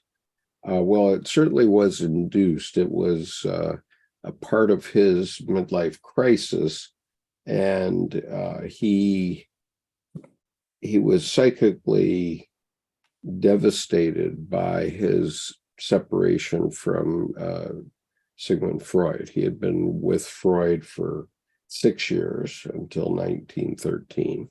And during that time, Freud would refer to him as his crown prince. And so Freud was like his father. And when Freud broke off relations after the publication of Psychology of the Unconscious, which became Symbols of Transformation, Jung was trashed, and Freud broke off relations. And then it was only later that it emerged that, the key difference between the two men was that Freud was irrevocably and incontrovertibly stuck on the rational and could not talk about the irrational. And Jung, on the other hand, his call was to explore the irrational. And the Red Book, and especially this visioning period, which actually happens only in a period of 1 week from Christmas to Christmas 1913 to New Year's Day 1914, as far as we've gone, is his psychic reaction to that as a very erudite individual, as an intellectual. He was having this experience, and so it was complicated, but no, he wasn't on drugs, and no, he wasn't drinking. Well, and I think that is he on drugs question is really important with modern society, because a lot of people think, oh, the creative person, the little bit poetic person, the mad person, the insane person, all these creativity pieces are, oh, it's so out there, or it blew my mind. People think that you have to do some kind of substance to get to those states. Some simple, deep holotropic breathing, or actually just breathing deep enough to give your heart enough breathing room, you'll open up to those states without any kind of hallucinogen whatsoever. And what happens is you can do the discipline of the ritual of the work, like Skip knows from military, I know from martial arts, where you train hard enough that the mind forgets and the body remembers. And what happens? No, it's not drugs. You're on nature, and you expand out into nature. And so what's interesting, and this is not to slam Freud at all, but that he got stuck in the rational. Jung was a teetotaler. Other than, pipe tobacco, he's not really drinking, literally tea. But Freud, he did enough cocaine to kill multiple horses, and so. Freud was in great pain. Freud had cancer in his jaw. And for about the last 25 years of his life. That was how he anesthetized, right? Right. And he had to suffer through some surgeries on his jaw, and actually the removal of part of his jaw, which was incredibly painful in those days. No proper anesthesia at that time, and so it's a good question about is he on drugs? And right, because a lot of people think, oh, he must be on drugs, is a way for misinformation to be, oh, just discount them. So right, that's or they want creative, or they're interested in promoting drugs, and they want people to think that there's an easy way to do things through drugs. And the result of that is we kill about 100,000 people a year. Last year it was 110,000 by drugs. Right, and then the traditionalists can then use the drugs to slam the creatives and say the creatives must be on drugs, therefore, and the reality is not true. Yeah. But then guilt by association, well, they must be on drugs because they're not a traditionalist. So, it's a way that misinformation, actually, it just reminds me of one simple quote, Mark Twain. If you don't read the paper every morning, you are vastly uninformed. But if you do read the paper every morning, you are vastly misinformed. So, that was 100 years ago. Nothing's changed. Yeah. Milas asked where was Jung when he had these thoughts, and he was basically in his study in Kuznach, and he would lock himself in the room and just drop into his active imagination. Was he actually in a spirit journey? Was he actually going into temples and fell asleep accidentally? Where was he when these thoughts happened? Because it might also be the result of being stuck in one place at one time for too long. Okay, well, fair enough. It was right at the beginning of World War I. I'm not exactly sure what all was happening in Zurich at that time, but it wasn't fun because Europe was about to be blown apart. And so, there were a lot of psychic pressures on him, of which he wasn't really conscious yet until August 1st, 1914, when the war broke out. And then he realized the collective unconscious. Until that time, he thought he might be having a mental breakdown. And of course, he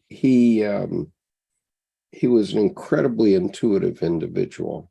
And so, some of these things weigh on one very heavily, especially if you don't know what they are.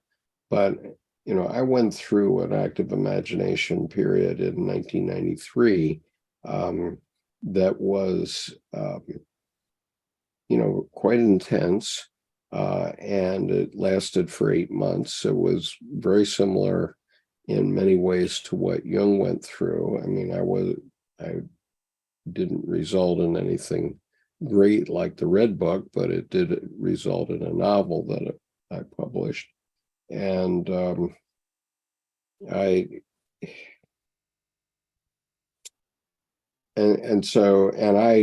was not on drugs, and I was not on alcohol because I've never been attracted in those ways. And I don't say that I'm enlightened, but because when I read the Red Book, I recognized my experience immediately. And my reaction was, wow, if this is what could happen to the greatest psychiatrist, psychologist of the 20th century, then I guess it's okay that it happened to me.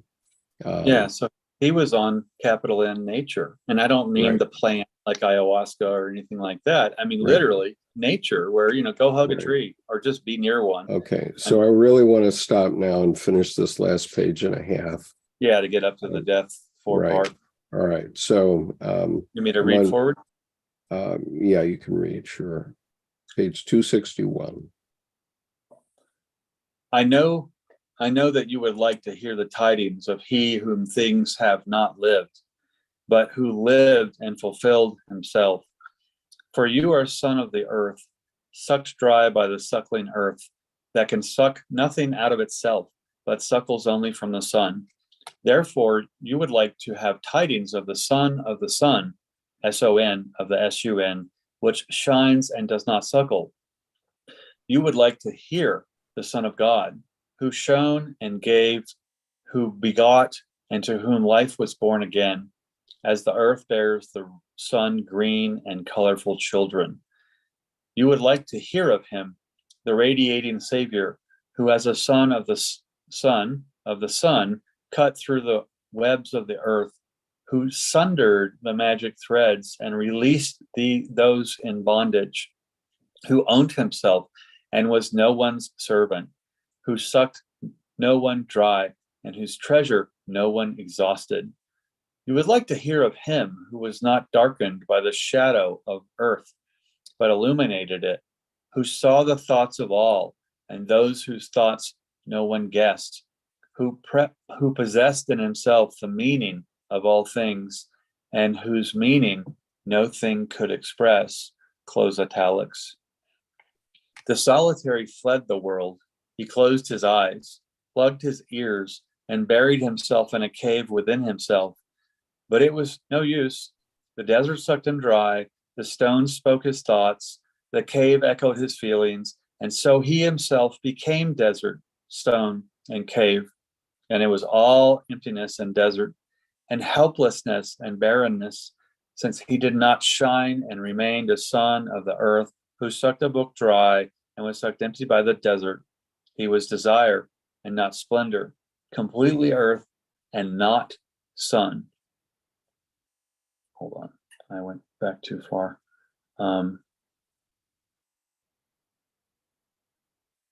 Oops, hold on.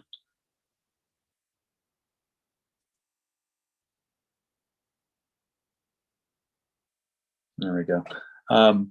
Consequently, he was in the desert as a clever saint who very well knew that otherwise he was no different from the other sons of the earth. If he would have drunk of himself, he would have drunk fire. The solitary went into the desert to find himself, but he did not want to find himself, but rather the manifold meaning of Holy Scripture.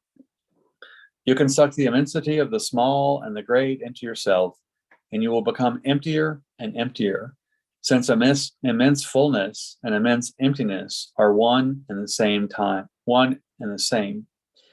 He wanted to find what he needed in the outer, but you find manifold meaning only in yourself, not in things, since the manifoldness of meaning is not something that is given at the same time, but is a succession of meanings. The meanings that follow one another do not lie in things, but lie in you, who are subject to many changes insofar as you take part in life. Things also change, but you do not notice this if you do not change. But if you change, the countenance of the world alters. The manifold sense of things is your manifold sense. It is useless to fathom it in things. And this probably explains why the solitary went into the desert and fathered the thing, but not himself. And therefore, what happened to every desirous solitary who happened to him also happened to him. And therefore, what happened to every desirous solitary also happened to him. The devil came to him with smooth tongue and clear reasoning and knew the right word at the right moment. He lured him to his desire. I had to appear to him as the devil, since I had accepted my darkness. I ate the earth and I drank the sun, and I became a greening tree that stands alone and grows. And there's a footnote, 87, the corrected draft, the draft and corrected draft that continued. But I saw solitude and its beauty, and I seized the life of the inanimate and the meaning of the meaningless. I also understood this side of my manifoldness, and thus my tree grew in the solitude and quiet, eating the earth with roots reaching far down and drinking from the sun with the branches reaching high up. The solitary, alien, guest entered my soul, but my greening life flooded me. Thus I wandered, following the nature of the water, and then stricken out or strike through. The solitude grew and extended around me. I did not know how unlimited the solitude was, and I wandered and looked.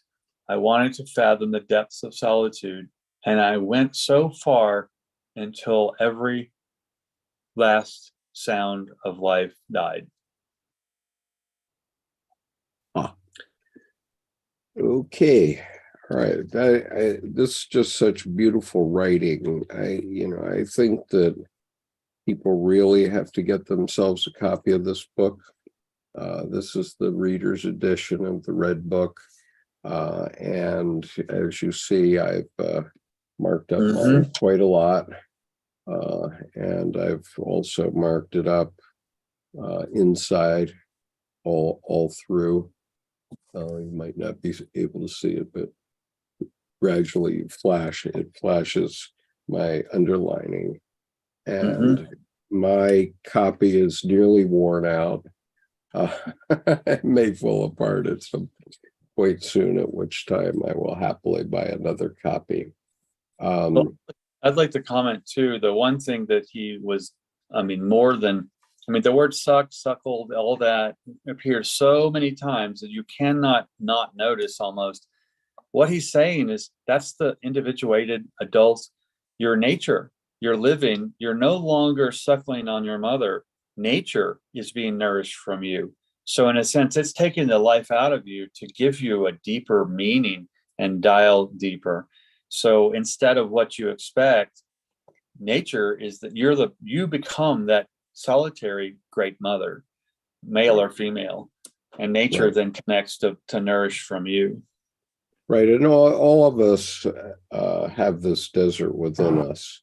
and most of us do anything we can do to keep away from it. We listen to music constantly, or have to be talking to friends on the phone, or looking at our iPhone or what have you, in order to hold off this desolate place. But if you go into it and look at it deeply, you recognize that the desert greens, okay? And now we know that even Greenland greens. Yesterday, I was watching this documentary about people who went up into where the permafrost had been on this island north of Greenland, and the microbes there had been frozen in glaciers for millions of years, but suddenly had been exposed because part of the glacier fell away and melted away. And as a result, immediately the hills became green from these microbes, and created plants, and very soon all kinds of flora and fauna emerged on this island with nothing except nature, and it had been frozen in the glacier for, I don't know, God knows how many millions of years. And so it's there's nothing about the earth that is dead. And, right. And if you're afraid of your psyche, you're going to have a very limited life. And so you really need to examine yourself, and I'm not saying everybody can have a series of active imaginations like Jung did, but they're nothing to be afraid of. And many of the people at the Bergholzli who thought that they were crazy later left and lived long, active lives, because what they were learning from Euler and Jung and others who had worked there was that that this isn't, you're not crazy. These things happen. And so a woman who'd been sewing for 40 years, who had been married to a cobbler, and so she's always making this movement of sewing. She hadn't been able to get by the fact that this guy had left her. And I'm not sure that Jung actually cured her. She was pretty far gone when he met her. But if something, if something happens to you that's not nice, you have to remember Churchill's quote, and when you're going through hell, keep going. And that's the secret, keep going. And don't waste trouble, because you'll find treasure in that trouble. And there's the other quote of, if you find yourself in hell, act like you own the place. I mean, because it's within, and you can find treasure in that trouble. Yeah.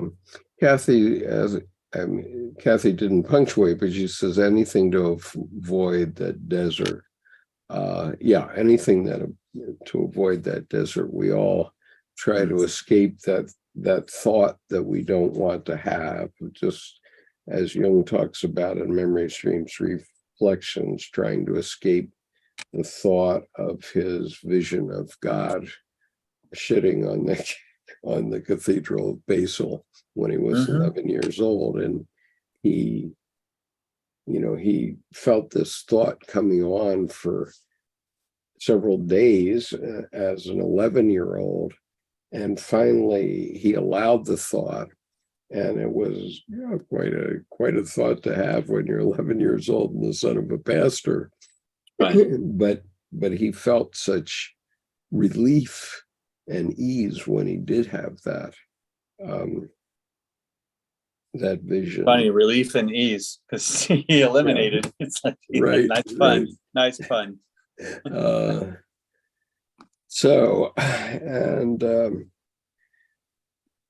I think too, the back to the comment of, was he on drugs? A lot of people say, well, I don't have anything. How do I be creative? What do I do? The thing is, well, you live your life and you have experiences. And I think a lot of people try to fabricate an inner life off of substances, but at the same time, that the substances without the work, I mean, it doesn't matter, breath or something else. If you're not deeply inhabiting your life, then nothing is going to actually give you anything. I mean, back to Viktor Frankl, those who do not find a deep meaning in life resort to pursuing pleasure and other things. And flip that around, those who find no joy in life resort to finding too much meaning. I mean, so you get lost one way or the other, but you need the joy in life to have a deep meaning. So it's both and not either, which speaks to the drugs, and it speaks to the active imagination. And it speaks to liminal states where you're in both places, like actually back to Michelle, the crab. You're able to be in two places at one time, to live with a foot on both sides, but they don't teach you that as a child. So you think it's odd, or you have to medicate it away. And the reality is, what happens is you end up trying to medicate away yourself in a way. I'm not sure your experience, and if you would speak to that, but you have to self-model. And when you self-model, you have no mentor other than your own discretion and discernment, but you're alone. Right. And so what happens is loneliness versus solitude. And there's the market, and loneliness will take someone down the bad rabbit holes. Yeah. And the one other thing that I want to mention, of course, is our confluence, which is coming up in October.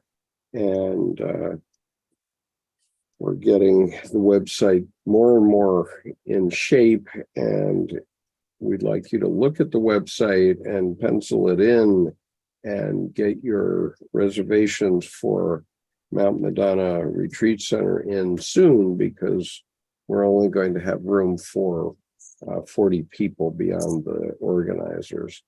And we will be, the emphasis is going to be very heavily on accessing the unconscious, and particularly accessing the collective unconscious. And so I hope that you'll all join us and see what we have to do, have to offer. And Michelle had raised her. Go ahead, Michelle. Sorry. Yes, I just wanted to read this one paragraph. Yeah, sure. From the big book, my Bible. There's some very clear, simple instructions, but they're so clear and simple that, of course, I mess them up. So I'm just going to read it, and you tell me your ideas. In thinking about our day, we may face indecision. We may not be able to determine which course to take. Here we ask God for inspiration, an intuitive thought or decision. We relax and take it easy. We don't struggle. We are often surprised by how the right answers come after we have tried this for a while. What used to be a hunch or an occasional inspiration gradually becomes a working part of the mind. Being still inexperienced and having just made conscious contact with God, it is not probable that we are going to be inspired at all times. We might pay for this presumption in all sorts of absurd actions and ideas. Nevertheless, we find that our thinking will, as time passes, be more and more on the plane of inspiration. We come to rely upon it. And I think what's interesting with that is the notion of God there. It's not clearly said. Most people would say, oh, I look outside myself, an external God, but it clearly says the intuition. So you're looking at your own inner divinity. And in that sense, if we are God's children, I say, I was when I was a children, when I was a child, and then I was a God's toddler, and then I was God's kid, and then I was an early adolescent, and then an adult, but then created in the image. That means I was divine all along. And so what happens is I think that transcends into, some people say, oh, that's egomaniacal. Well, no, I'm not handing over my power. If I'm created in the image of a deity, well, that means I'm divine, not approximately divine, or not I can look divine, or it's the whole being. So I like what that's saying. It uses God, but it turns it right into intuition, so that you are your own navigating deity. And there's a beautiful absurdity in that kind of thing, because you have to, it's like, I don't reason with the river when it's dragging me It is down towards the absurd rock. because they say relax and take it easy, and that's the last thing I ever want to do. Well, and the thing is, I think relax and take it easy on yourself so that you can listen to the intuitions. And that what happens is then not bang into the rocks in the river. You allow the current. I don't reason with the current, I navigate with the current. And so that intuitive piece is to avoid the rocks, which would be the addictions and the other things that, you know, you invariably will slam into. And I think that inner divinity is wonderfully noted there, because right after they mention God, it goes right into intuition. So it's not an external thing. Like I have to surrender. I surrender to myself to go deeper within, is what I see that saying. I feel the same way too, Michelle. That's why I noted on page 233, but my book is like more than 13 inches long. So I'm not sure what page that would be for everyone else. But I can quote it. It's from the chapter Soul and God. Quote, my search for myself outside myself. The spirit of the depths even taught me to consider my action and decision as dependent dreams. Dreams determine you without you understanding their language. So I also wanted to ask Skip, what will there be yoga at the confluence? Is there like in the morning time? Are there any activities? Yes, like between surely the there conference? will be. Yep. Yeah, there definitely is going to be yoga and Tai Chi and all kinds of different things. There's lots of activity going on between the sessions. And, you know, all I can say is what will emerge from it is going to be profound. I mean, I'll just give you a little sense of that, since I now have completed my experiments. Let me, I appreciate you reading that, Michelle, because that aligns with what we've been talking about today, the inner divinity. And is it an external God or an internal God, or yes, both, and all of that. And I think that whole nature outside and nature inside is all nature. But I think we often disconnect, and that's when the trouble starts. You know, you try to replace the previous connection to nature with a substance, and oftentimes the substance grew in the dirt, so you can rationalize it. But the reality is, it's kind of fleeting and temporary. So you're always kind of, and it's like, I think Gabor Mate, the psychiatrist, he said there's nothing wrong with substance addiction. The problem is it's someone trying to make a solution, except the solution is doomed from the start. And so it's an attempt, but it's a doomed attempt before it even begins. And so he's taken the judgy out, but discerning the whys and the what's, the substance of what's happening to the person when they're trying to do this themselves. Yeah. So that in a sense, he unshames them. And shame is usually the source of most anxiety and despair. And what happens then is he turns around and he goes, yeah, they're not doing anything wrong. They're just doing something that was doomed from the start. So he makes a wonderful distinction there to stop shaming people and just bless the child, just bless the person. We'll scrape our knees. That's what Bactine and Curides and stitches are for, you know. And the thing is, when you learn, though, from the experience in nature, in life, then you start to become unthreatened. A good leader is unapologetic, because they're going to lead, usually by following. And what happens is, then I think that piece with the big book there speaks directly to the divinity of intuition, and how swimming in absurdity is actually a wonderful activity. Yeah. It's like playing. Yeah, I need to interrupt here because we need to move on, but there is one question that needs answering, and that's Art Patterson's question. So how do we know what is of God and what is not? And the answer is, Art, you have to ask yourself. You know yourself. I mean, I know of Art's personal situation, and I know that Art has had a very, very difficult life. And Art, you've had to rely so heavily on your own self to get through to where you are today. Okay. And I've known you for probably 5 or 6 years now. And I know exactly how difficult it is for you. And I would say that you, beyond all others that are here or may hear this video, know better than any of us to know what is of God and what is not. And it's for that reason that I consider your life as precious, and that you really, in a sense, shame the rest of us to look into ourselves and find God in ourselves. And I don't know if that's consolation to you. I hope it is. But what I have to say is that you have the answer to this more than any of the rest of us. And I just I pray that you understand what I'm saying to you here. I mean, you're probably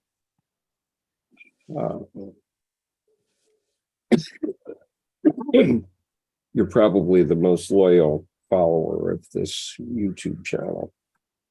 And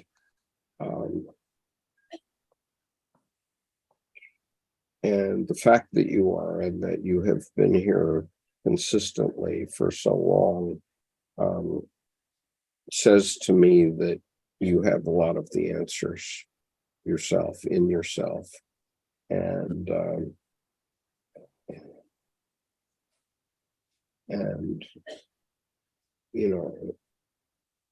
It's our own personal journey of understanding. Well, yeah, I think exactly. And and all of us, as I look at the children that I teach, who are, many of them are children of poverty, and 95% at least are children of color.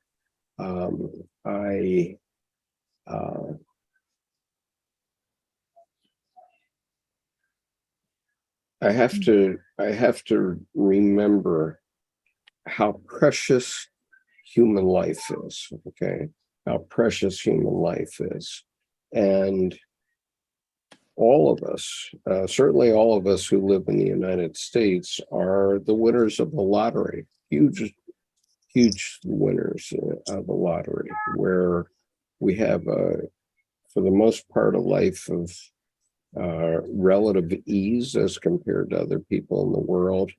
We're physically present, still alive, and we can, savor our lives. And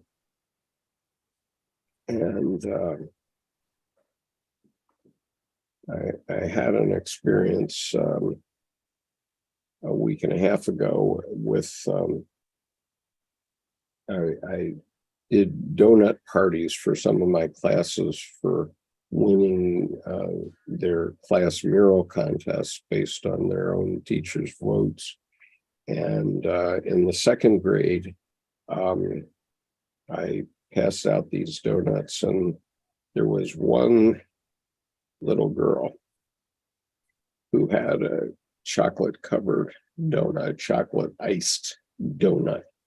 And she was eating it. She was savoring it so beautifully.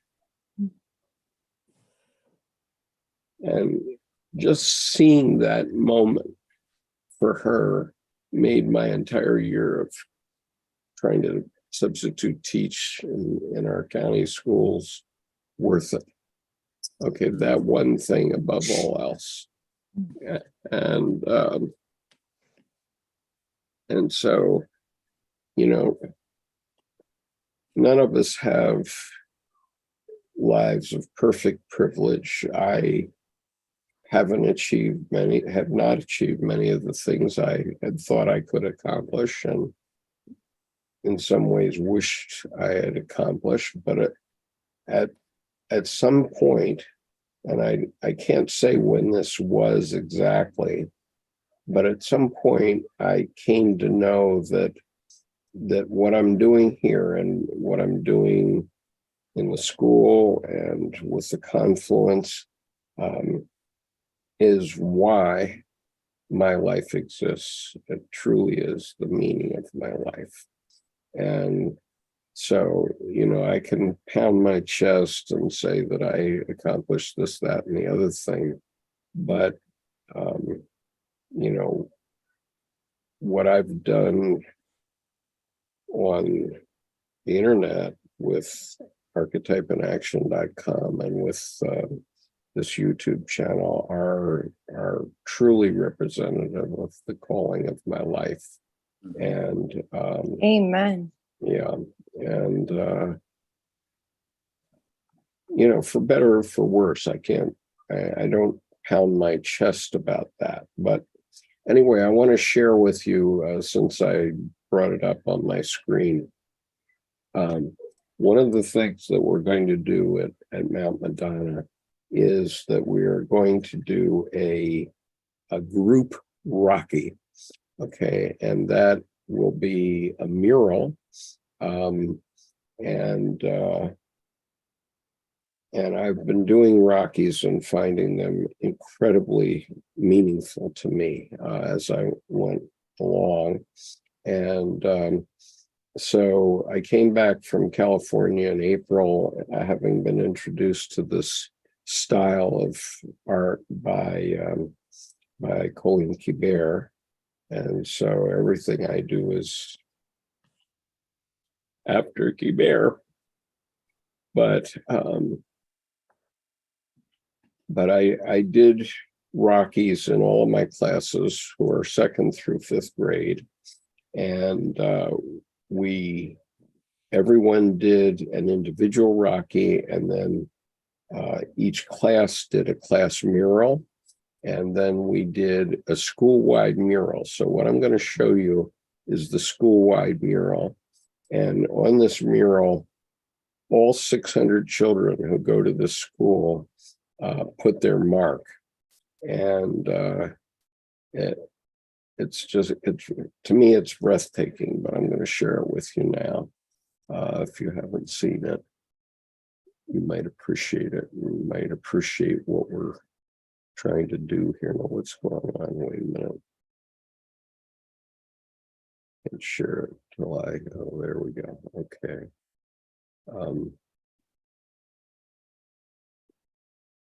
Let's start that over again.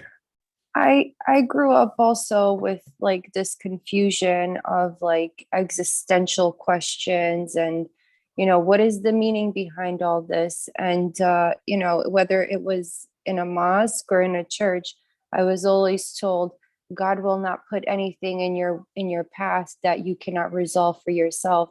And that even says it in paragraph right over here.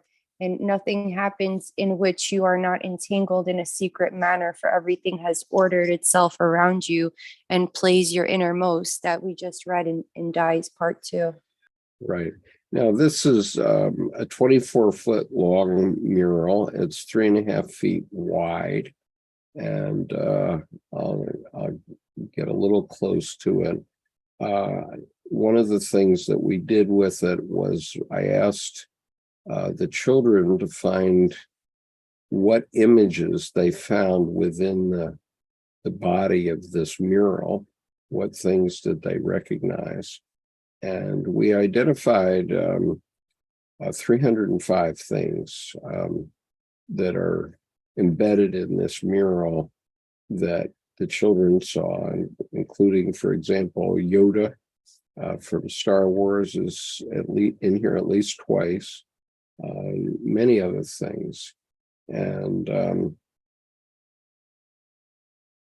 you have to look at it up close in order to see it, but it's really an amazing experience to do that with them, and just to look at the full ambiance of it. And I'll just share the image of myself and my co-teacher who teaches the pre-Ks through the second grade, just to give you for scale.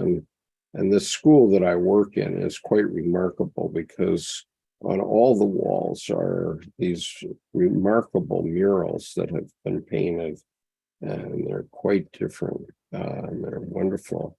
And it's quite a great environment for the kids. I wish they appreciate it better than they do, but in any case. So we're going to do something like that, but we're going to do it with 50 adults and not with 600 children. I could only allow the children between 60 and 90 seconds access to the painting in order to have anything that would be useful. And so I gave each one of them a minute, and some of them took up to 2 minutes, but mostly it was like a minute and 10 or 15 seconds that they had to work on the mural, but 600 of them put their mark on it. And so it is representative of the collective unconscious of that school at this point in time, and I'm very proud of it. I may not get to take it with me, but it's I really appreciate having the opportunity to do it. I love how much nature is there. It looks like viewing the Milky Way. Yeah.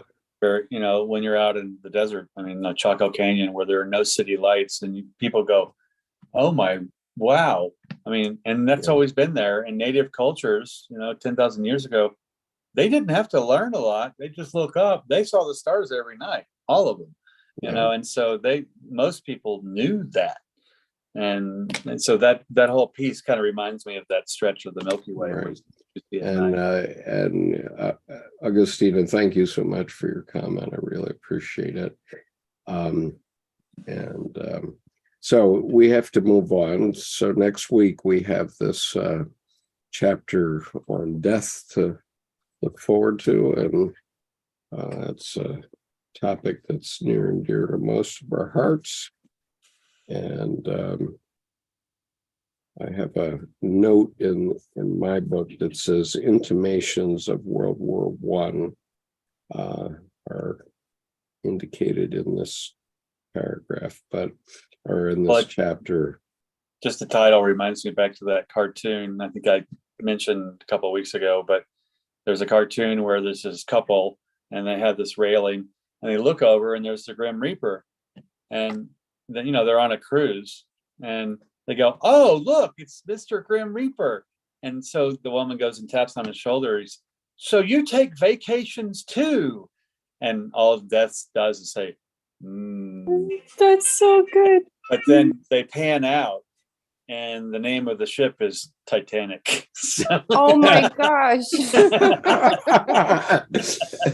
That's a final vacation. Yeah, I remember a play that was done in I guess it was a high school play, but I saw as a junior high school student, which is called Death Takes a Holiday. Mm-hmm. Very interesting. I don't really remember the plot of it, but I do remember the name of it and that I saw it at the time.